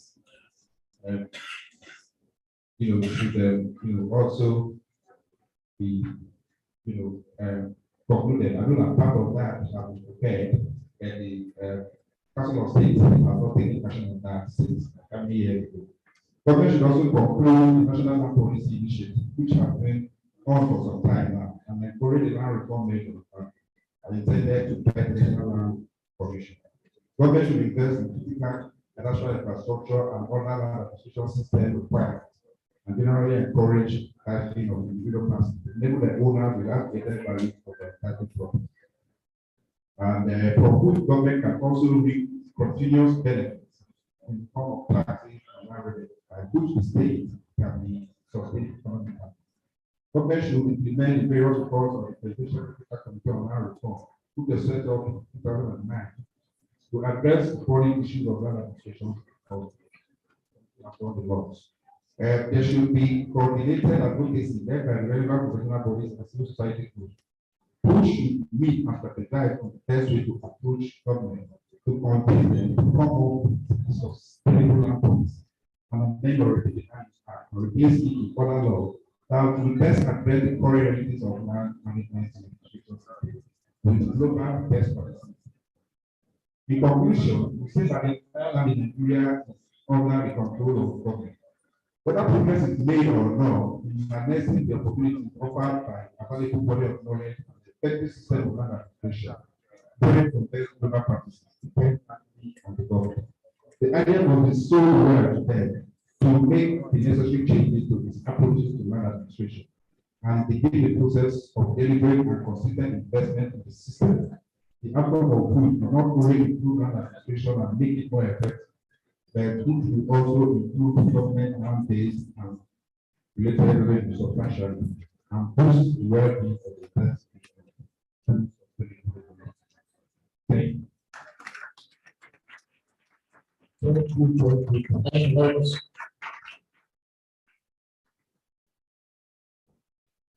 We once more appreciate our noble colleague. I assure you that this paper is also there. All we need is to create time to go through all the answers, and then hopefully we will be able to ask questions to him during this session. MC, you have to run. All right, thank you, the chairman of session. Okay, sir. Please, just to inform us, lunch is being served, and you need to get your meal ticket to be able to access or collect your lunch. And also the materials for our lead speaker, the soft copy will be sent to the night's platform. So in case you don't have the hard copy with you, you can always go through the soft copy. These questions, it's time for questions. If you have a question, just lift your hand to bring the microphone to you. If you have it written down, you can pass it over to the master of ceremony. Yes, sir.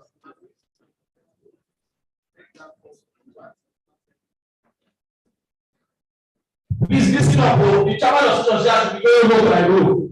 Once I pass any row and nobody asks, we are not going back to that row again. Once a president, always a president. So any question from this row, please. Any questions for any of the speakers? Going one, going two, go. Any question from this row? Like the Mcpd meeting, Mr. Chairman. This is a very good MCP. I have moved. I have moved. Okay. Any question? Okay. Before I move to somebody else raise their hand. Are you the only person on this room? Okay, I know you don't have question. So you just stand up, tell us your name and your question who is it directed to. Good afternoon. Chairman of the session, permit me to stand on the existing protocol. My name is J. Laman from the Credo branch, Enugu State. I happen to be one of the newly inducted associates. And when I saw the flyer for the Mcpd, I decided to attend, to stay over and attend. My question is on the first something speaker. It's not a question, it's a comment concerning the position of estate surveyors and valuers in bids for land title registration. Currently, I'm the registrar of deeds in the Ministry of Lands and Urban Development in Enugu State. But I must confess that it's a battle. It's a battle in the sense that the people or the person who handed over to me, I assumed the position, it was a kind of an appointment in 2017. And when I went on maternity leave, I was removed. Then 2021, I was told by the governor to take over the office again. The person I took over from in 2017 read business administration. And going by the scheme of service, the big officers, one of their qualifications is business administration. And a lot of people are reading that and converting to be officers. Then somehow, I think the woman took over in 2012. And at that time, big officers, their cadre ends, I think, level 13 or so. They don't get over to directorship. But the woman, I don't know where she got the federal sector, he said it's a circular from the federal government. That big officers the scheme has been changed, and now they cannot grow into directors on this position. But she retired in 2017. But as I'm talking now, it's still a battle, even in Anambra State. The person who is having this position in Anambra State is a business administrator. So I'm calling this as a kind of, let it be a form. Let the institution do something about it. Even down to local governments. In my own state, I don't know about other states. In local governments, town planners are doing it. But unfortunately, when it gets to the details of the job, they don't know what they are doing. So we really need to occupy our position. Thank you. Thank you. I would like to congratulate you, madam, for being elected as an associate of our profession now. It gives you better ground, better stand to be able to contend with those who are contending with you. Then I will, hold on, sir. I will also make a suggestion. Naive operate by memo and files.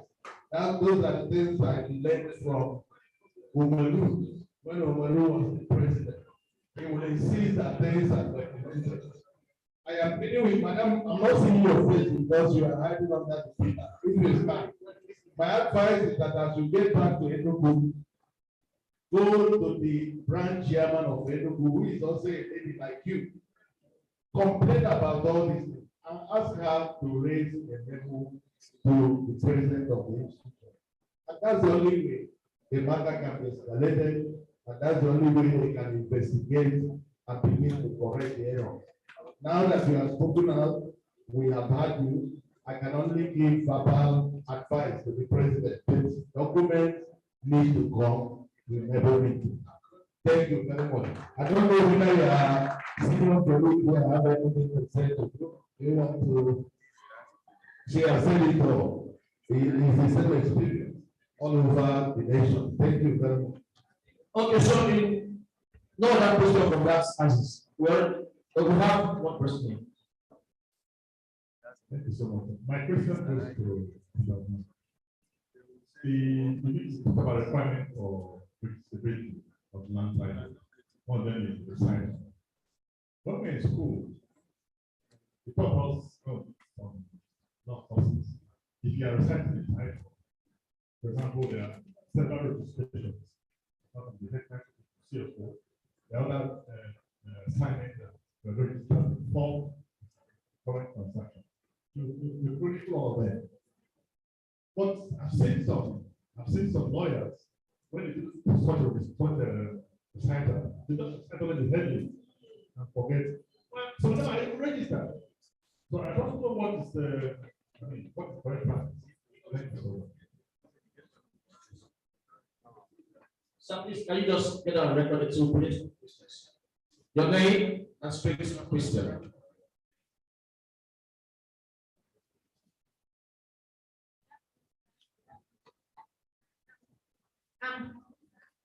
My question goes to one and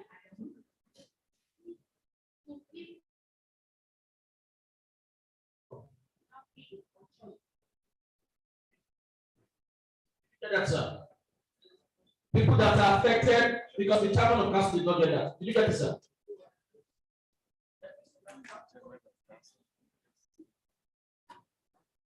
I said,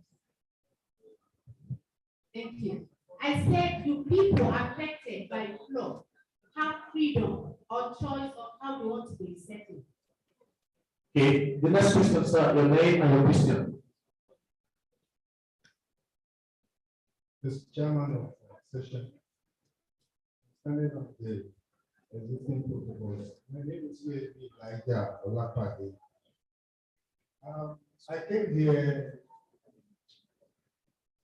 looking at the scheme for the seminar to actually learn about how the land registry in Abuja is operated. Because you cannot talk of land registration or administration without talking about very vital land registry. I like the ESB Sayar gave me the impression that everything must be registered in the right registry, whether it's by power of attorney, by private or private agreement, what have you, even if I have an agreement between me and somebody else without any registered title, can't be registered. My idea about land registry is that you register properties that are title, that are basically. And in Abuja here, that has been the biggest challenge. So you see all kind of, even you go for search, you see power of attorney, you see all manner of things. Gave me a little bit problem. So I go to FHA to do a lot of transactions. The other ones I tell them, go to people who know how to manipulate in Abuja. I think we should be able to, thank God there are registers there. You see, there was a time people from land registry came to Lagos to learn how to run land registry. You can't really do it in Facebook. There are structures that need to be put in place by the Bible land registry. And without any Bible land registry, forget it. Lord, every item of land administration go. That's my question. So my question is that how far will our land registry play? Okay, that's the summary of the matter. That is the summary of the matter. He said that is the how far with our registry. I can tell you the location. The location is aging area 11. That is if you are looking for the location. But I think I got his answer, his position. His position is that maybe Lagos have a good land registry to learn from. And they have a process they have been following. It was asking our deed registrar, do we have similar things? Yeah. And again, the one he started with was whether you can register a document that is not referring to any title at all. Does that happen in your registry? Is that not what you are saying? Yes. Thank you. So when you get to it, you will be able to Leaving this place to the final room. Okay, sir. I think there are any questions from this side? Elder, in a question. Okay, no question from this side. Mr. Chairman. Oh, there's a question here, Chairman Board of Fellows. Chairman, distinguished members. My question goes to my good friend. Presenting gave us a wonderful presentation. At the point where we did a scenario about settlements. Linear. The particular scenario was where a community opted not to be settled. Okay, I think my only one question was when opted not to be settled and the project was going on.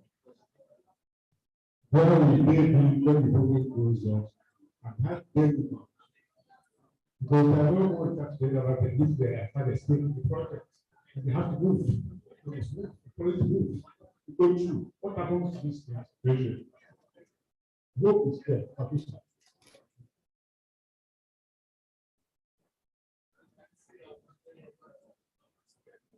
I thought we are pointing to a better. All right, sir. Mr. Chairman of Session, sir.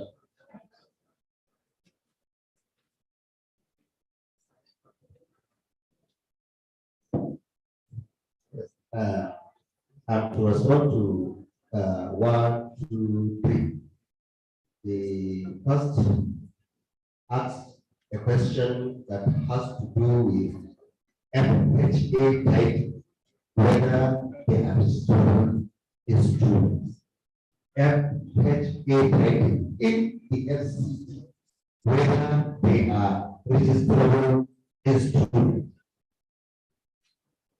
Let me take us to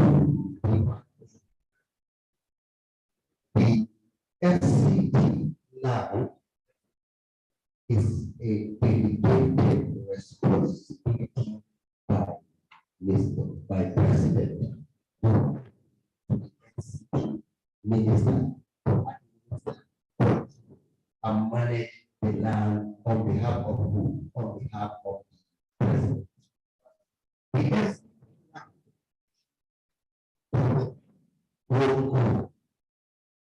has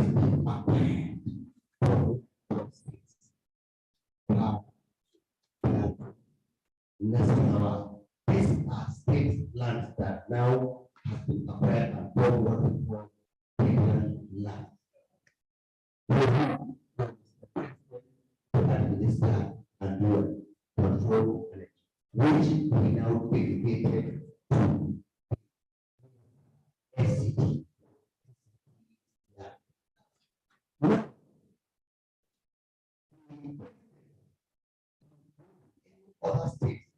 in the country and acquire land.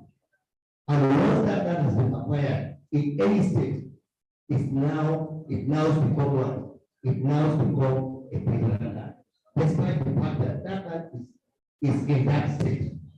So as such, the management, administration, and control of that land lies on who?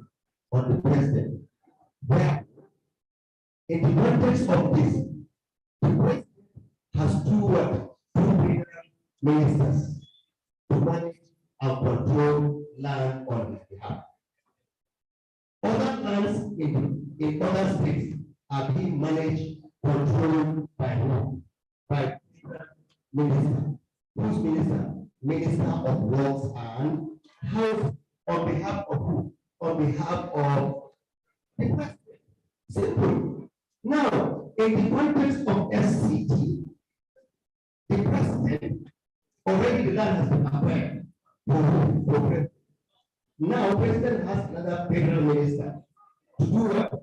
To manage and control the land in what? In the FCT on behalf of who? President. Simple.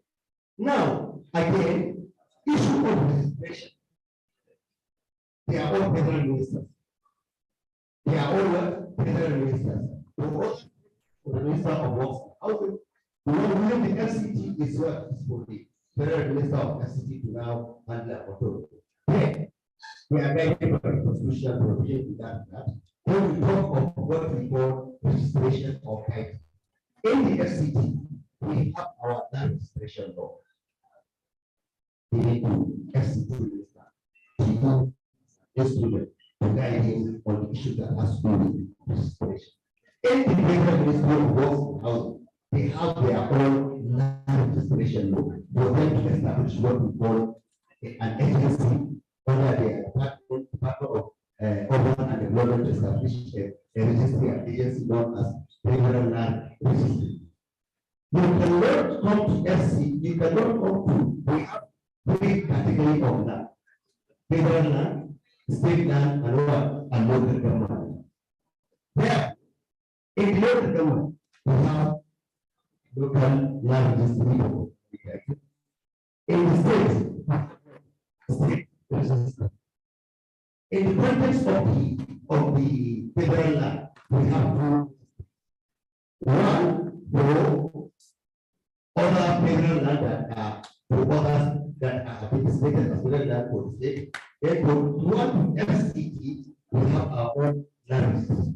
Therefore, you cannot come to FCT and think that you can have two federal ministers to adjudicate and the minister control and manage land. The question of that to go to application, go to the court, ask them what are their rules of when they come to FCT. Most of the time, go and check. We grant them what? Out of work. Right of occupancy. In that right of occupancy, there are terms and conditions. For you consent to do it. If there is consent, you must register your either sublease or whatever. Then there's also what we call a line of that issue of that complicated place that here in the FCT, we cannot have two parents as government. But in other states, once they acquire land in other states, it's for them now to grant R of O, C of O. But you cannot go to SC and have completing to C of O. Ethically, and by way of administration, I think you understand with me. I know where I say he's talking about the resolution of the Council of States on the issue of letter of exchange for the states. But the issue of registration, as far as FHA liabilities are concerned, these are things that up to date we have been anticipating, and the committee has been consulted, and we are here to get there. But the true position is that we treat FHA in line with other mass housing developers, depending on the type of grant we get them. If we give them letter of agent, we now go to court before the government is agreed. As soon as they completed the project, the FHA will now supply the list of their beneficiaries for all processing the individual RFO and CFO to their beneficiaries. So when there is any transaction, it's SCT and one singular register, which is SCT direct. But in the situation where we grant them RFOs or CFOs, it's clear. Consent to assign, consent to submit, with the consent of who? That is all. That is the position of the law. Then the second issue of the Enugu State, I've already made a suggestion.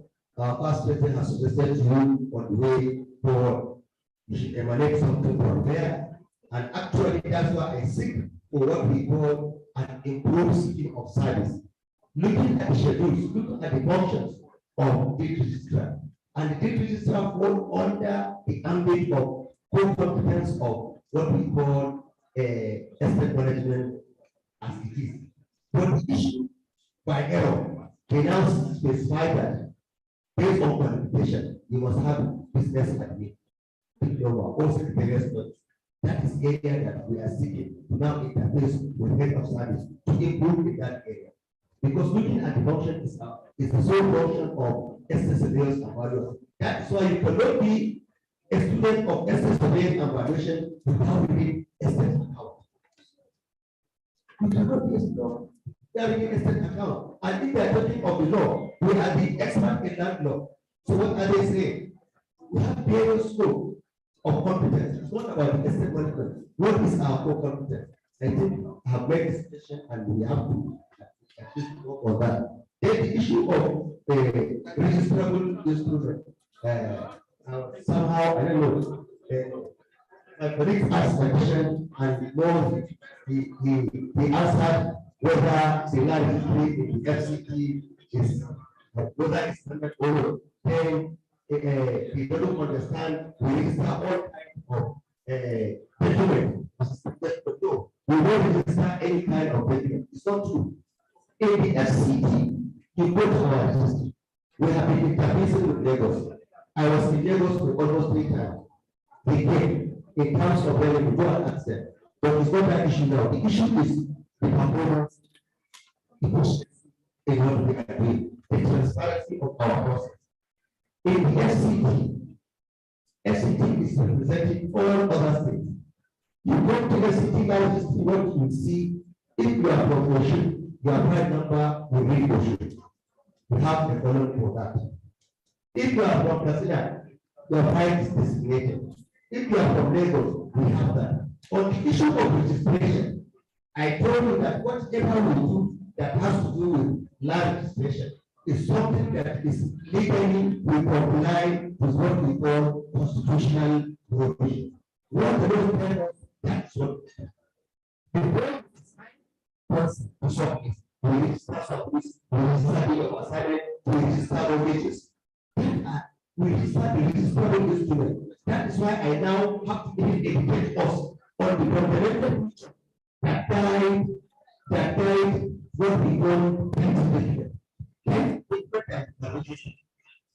Therefore, the issue that we register power. When we check at the Land Use Act, there is no way to say land power is instrument. But going by the land registration law of FCT, it includes power of those as well as registrable instrument.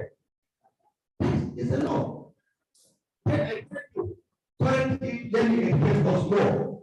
Let me educate us more. I told you about issue that has to do with fundamental features of title document.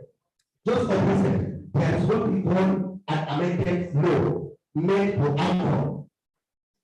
Now I told you about fundamental features of student. Going by AMCON law, now they tell us any code compliance. What do we do? In my discussion, I told you the directive. It indirectly do a transfer title without showing it. I think that is special particular. But now there was a law which we should all take through. A law that compels us that anything that has to do with code compliance that has to do with AMCON is special law that we should register a judgment that has to be all as a register of the school. Does that comply with court judgment contain the fundamental features of right development? Answer no. But it's a law. It says we register it. Lagos has started registering those laws. Then it is.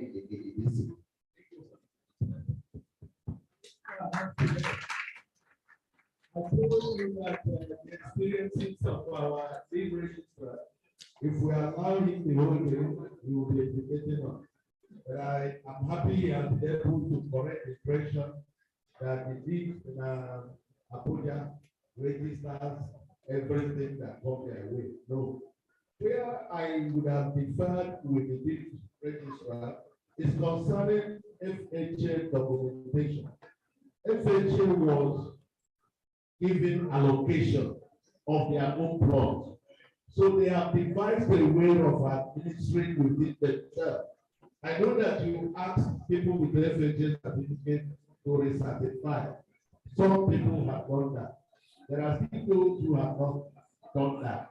I hope the window is still open for them to do that, so that there wouldn't be a problem at the end of the day. Because you have the power to do what you have already started doing.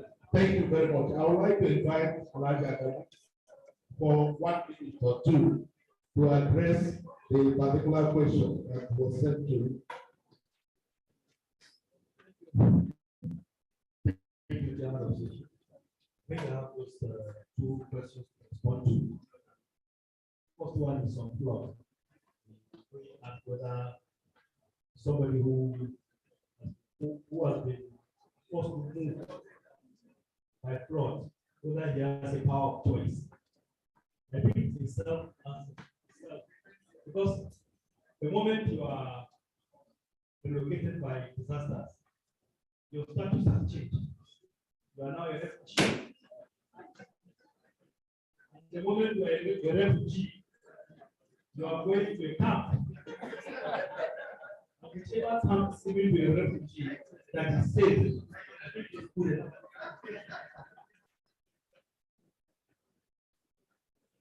The second question is linear resettlement.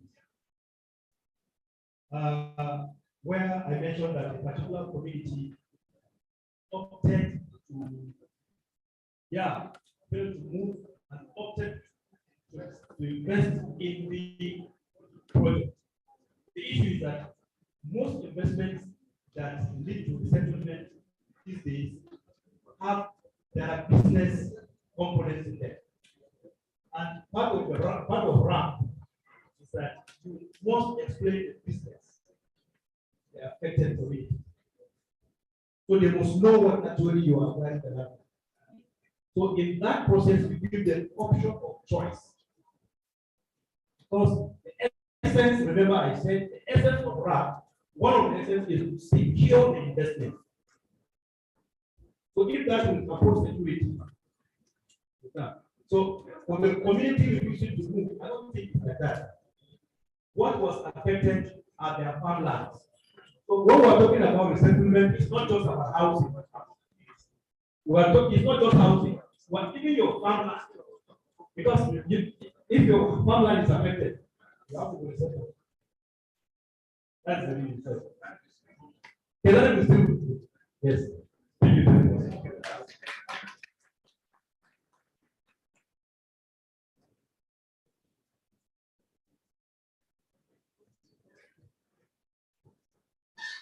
The chairman of Unity Branch, distinguished paper presenters in this particular MCPD, the panelists, and our noble colleagues who have been patient since 10 o'clock.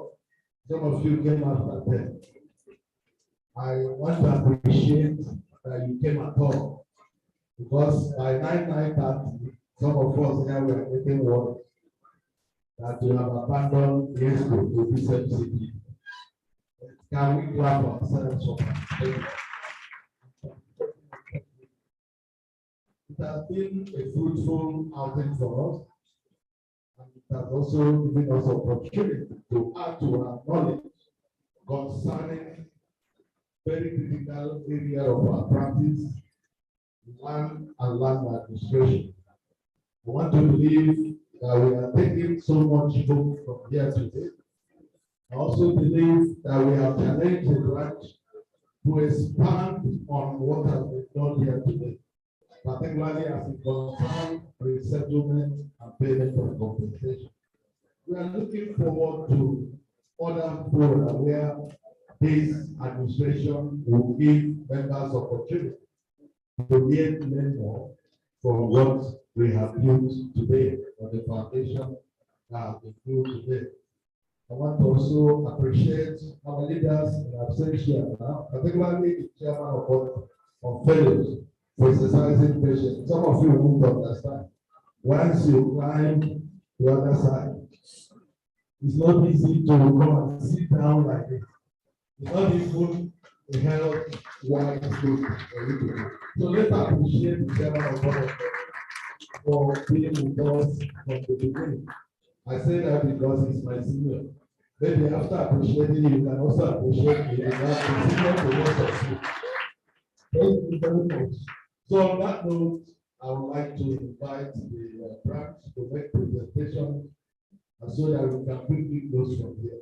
Thank you very much. God bless. Please, can we give the chairman of session a sound round of applause? The first presentation will be going to the chairman of session. We have a special presentation to give you, sir. I'll be inviting the chairman of the branch to come and do that presentation. After that, the chairman of the session will go ahead to do other presentations to yes, sir, please, sir. We'll give go there, sir. Please, sir.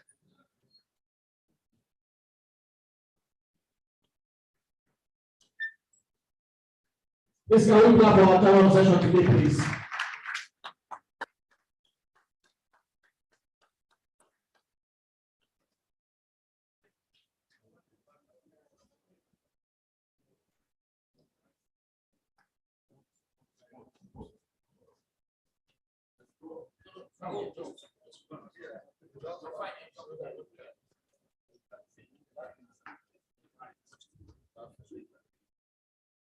In appreciation of your excellent contribution as a resource person, whereby the branch, by 5% our past president, past branch chairman, Estes of Father, branch Abuja.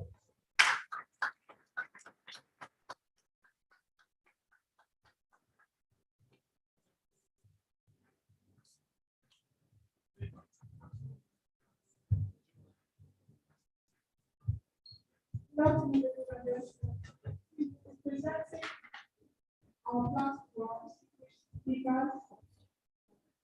First of all protocols.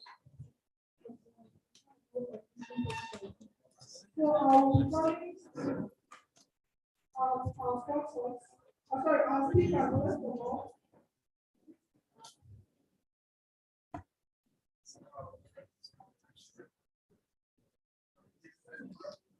TSB now this Ayodele and your mother.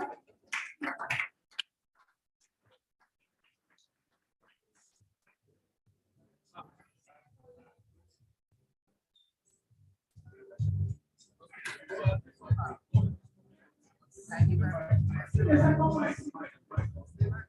Well, on behalf of the Unity Branch, I want to appreciate you that you took all the pain from far away to attend.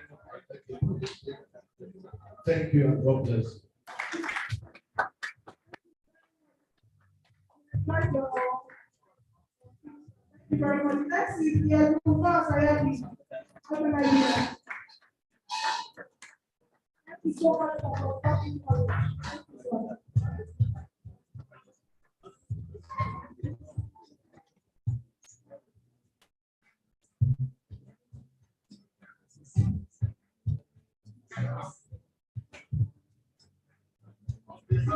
Of the Unity Branch, the chairman and the president, I would like to present this flag in appreciation of your excellent contribution, particularly. Thank you.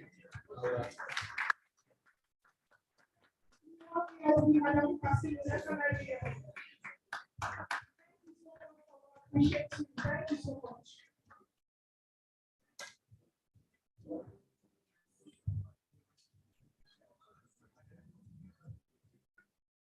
On behalf of the Unity Branch,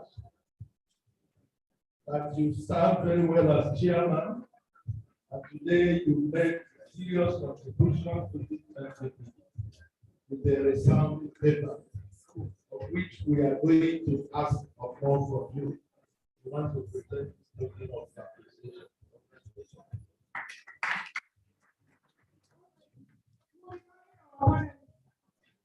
Yes, we is Osaji. I said sorry, Osaji. I said sorry. The very unique name, We have a young man standing beside the man that loves this profession and a man God has blessed through this profession. Giving back. I don't know how many of us were here during the inauguration of the chairman. It was a history that was made. We have not had it that good before in this branch. I would like to appreciate my personal friend,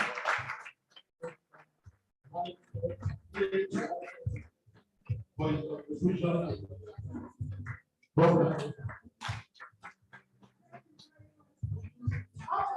yeah, because we don't shipping, sorry. It's all shipping. Everybody, yes.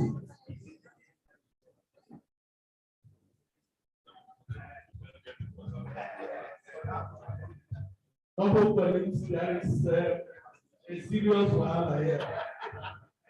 As a president or past president in your life, I have seen an honorary fellow to an associate. That is speaking for that in the next dispensation of fellows, you must be among them.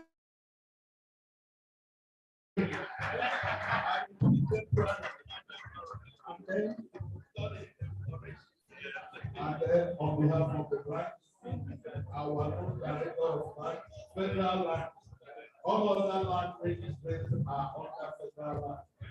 They should provide the guidelines and the leadership for land registration. We appreciate the good work you are doing here. And even that it should be congratulations. Is the additional Abuja, Council member.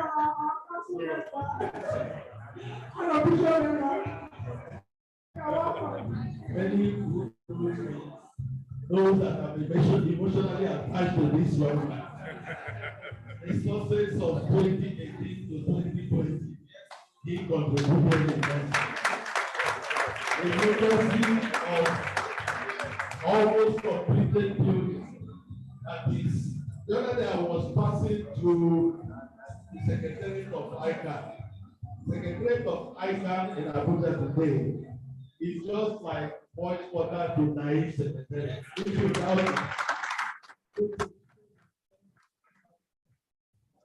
So I am emotionally attached to this young man that I wouldn't allow to take over today. I want to appreciate you for the good work you are doing in our branch. That you are at the national level to see us in your branch. That's a good example for those who are prepared for the national. This is the beginning.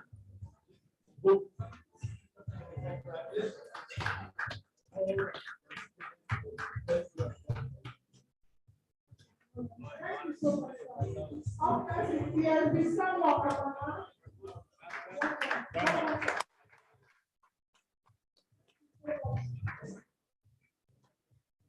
There's a saying that the young shall grow. This one is my product.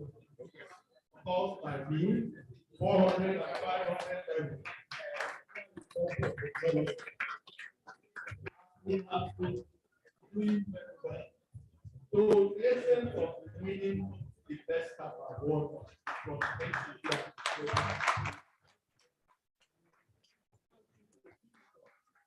So that when these current directors go away, we will continue to have a director.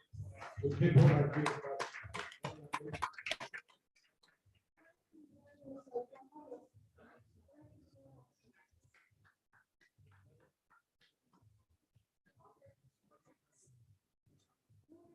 Sponsors now. Okay, before then, thank you so much to the speakers, the lead speakers, something speakers, and the panelists for the practical knowledge. We really gained a lot. I appreciate that. Thank you very much. Now we are going.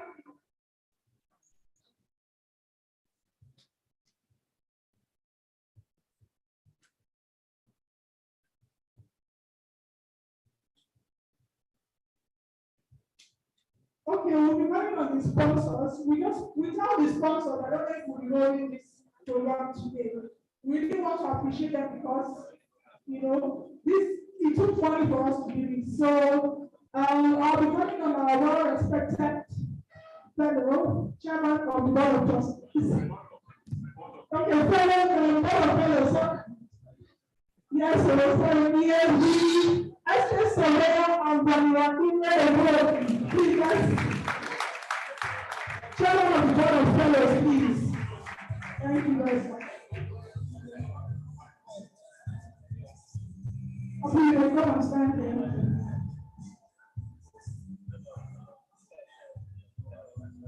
Okay. The first person will have Niesv. Please, can someone come and take for Niesv, please? If she's not here.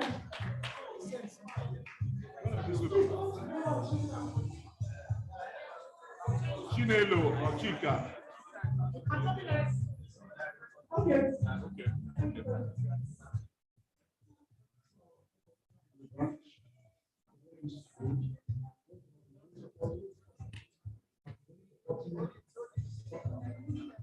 I've been very supportive and taking the message to most of the people.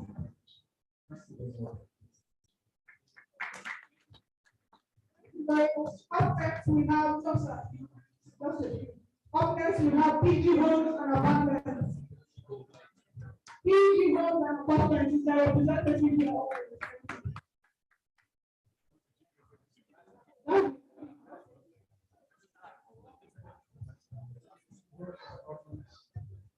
Branch,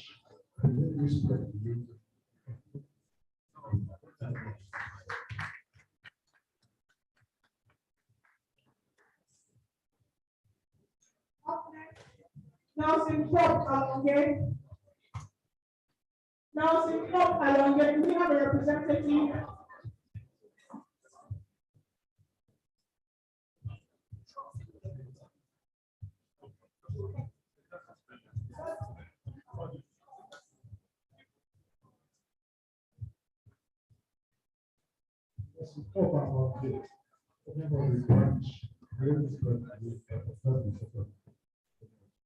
Thank you very much. Next. Next is Okema and Co. He is the chairman of the Mcpd committee. Please, let's give him a round of applause. Special round of applause.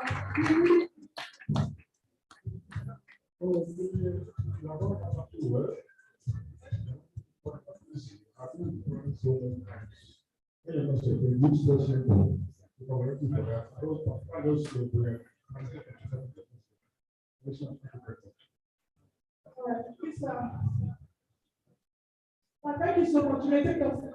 Thank you. Okay, we'll call on the bank chairman.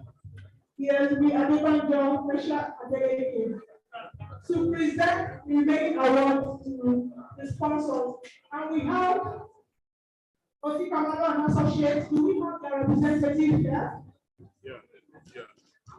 Please, a round of applause for them, please. Thank you.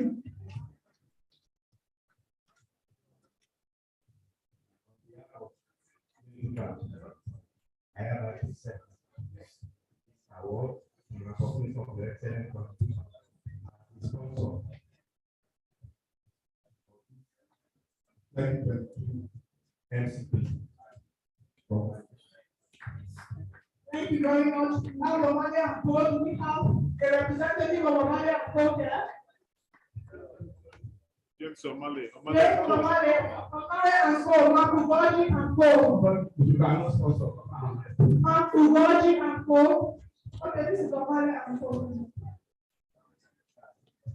On behalf of the branch, we have like to say, O'Malley and Paul, of the excellent contribution as is possible.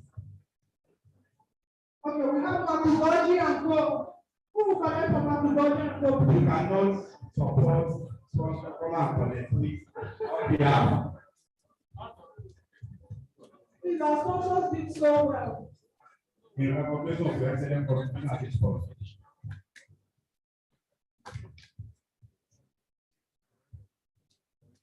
Up next, we have Lancer, Araji, and Paul. Lancer, Araji, and Paul. Immediate past chairman. The IBC, present IBC, and council member of present council member. Please, let's. Okay, thank you so much. Up next, Amos Kadim and Associates. You have a representative here. A round of applause. He's here. Now, welcome, sir.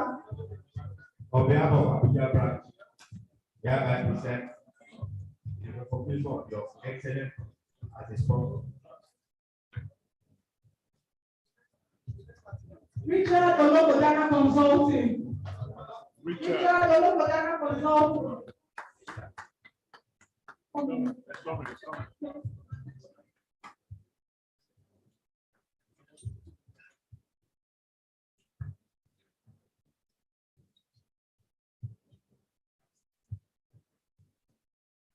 On behalf of the branch, we hereby present these plans to you in recognition of the excellent contribution as a sponsor.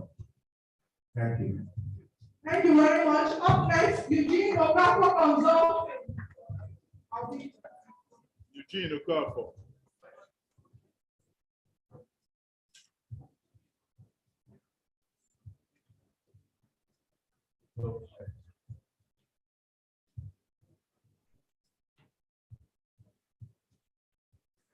Up next, we have Kochukwu Abu and Associate. Thank you very much, Chairman, sir. You can take your seat now. And the committee chairman, yes, your name has become presenting the plaques for the bronze sponsors. Thank you. On behalf of the Unity branch, we hereby present this award in recognition of their excellent contribution as a sponsor of this 2000.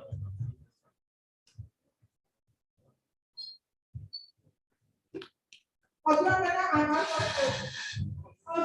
and Associate. Okay, it's fine. Ozemena and Associate. We also have Mohammed Salihu and Associate. On behalf of the Unity branch, we hereby present this award to you in recognition of their excellent contribution as a sponsor of the NCBD 2022. Thank you so much. Up next, Mohammed Salihu and Associates. A representative. On behalf of the Unity branch, hereby present this award in recognition of their excellent contribution of the 2022. Thank you. All right, thank you so much, sir. We'll be coming up. He has he's representing the National Mcpd chairman. He has been marked, Emmanuel Mark, FNIBS. So, you're welcome, Mark.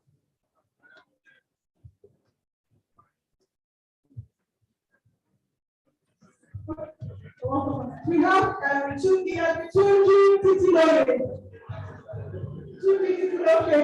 representative here for you. Up next, we have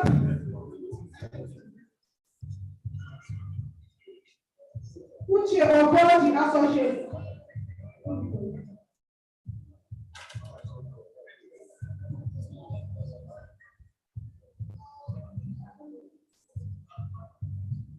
behalf of the Unity Branch, this award is given to you for your excellent service and is presented to Junior Titilayo and partners in recognition of your excellent contribution as a sponsor. Congratulations.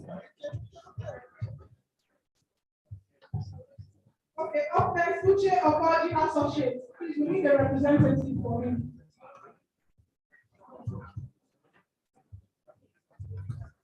On behalf of the Unity Branch, we're presenting this award of excellence to you, Uche Obaji Associates, in recognition of your excellent contribution as a sponsor to the 2022 Mcpd. Congratulations, sir. The last but not the least, honorary consulting.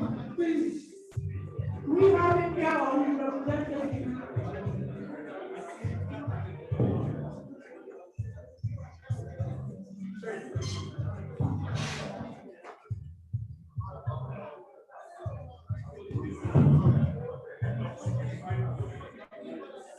On behalf of the branch, we present this to you, honorary consulting, in recognition of your excellent contribution as a sponsor to 2022 Mcpd.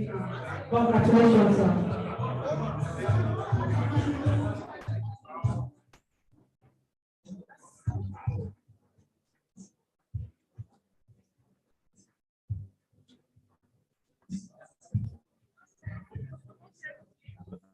Thank you very much.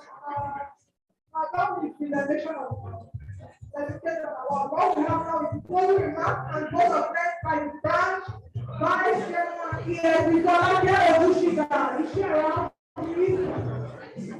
Yes, we collected Odushida. She will give us the closing remarks and vote of thanks. Our closing prayer.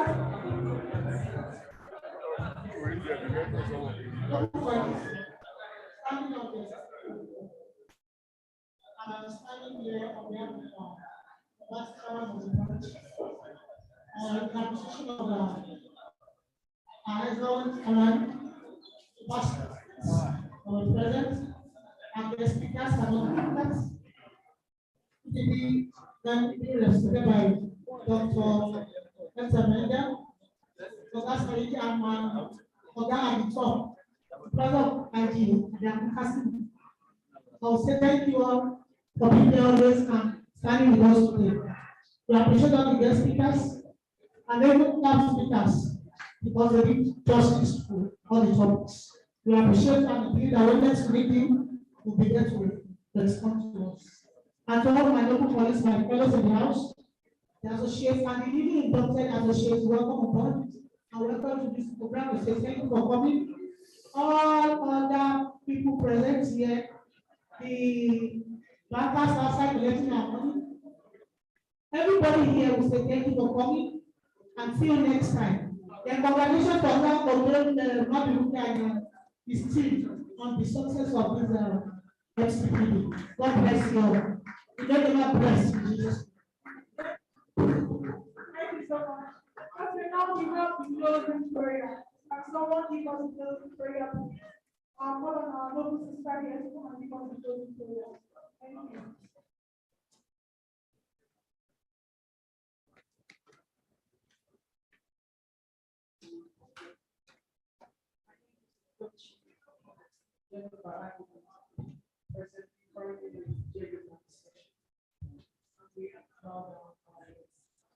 Our Father and our God, we thank you because you are a faithful God.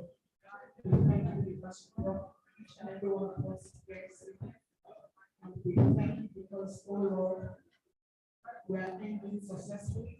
Your name behind the exalted in the name of Jesus. And Lord, we're praying as we really go back to our different destinations and you go with us. We pray that you shield and protect us all. And concerning every of our heart desires, oh Lord, we pray and bring it to teacher in Jesus' mighty name. Thank you, Jesus.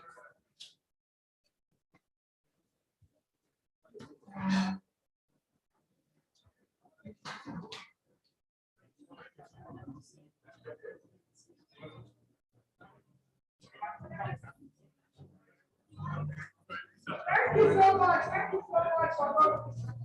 Have a great day. Thank you so much for coming. Please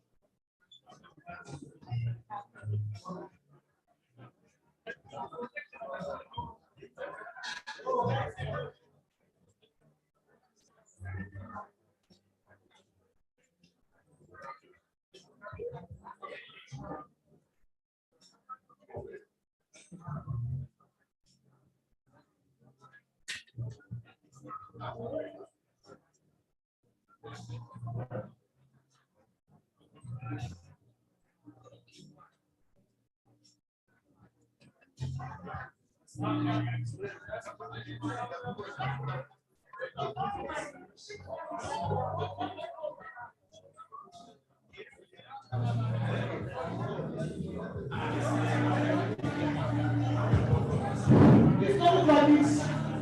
I'm using this opportunity to announce to all of that we need your support on Saturday. We will, at night Abuja University, we will be engaging with female lawyers in a friendly football match. Venue is Abuja and College, please come there. As I will go people, come and watch us and give us support. People, Oga today will be very much on Saturday. Thank you.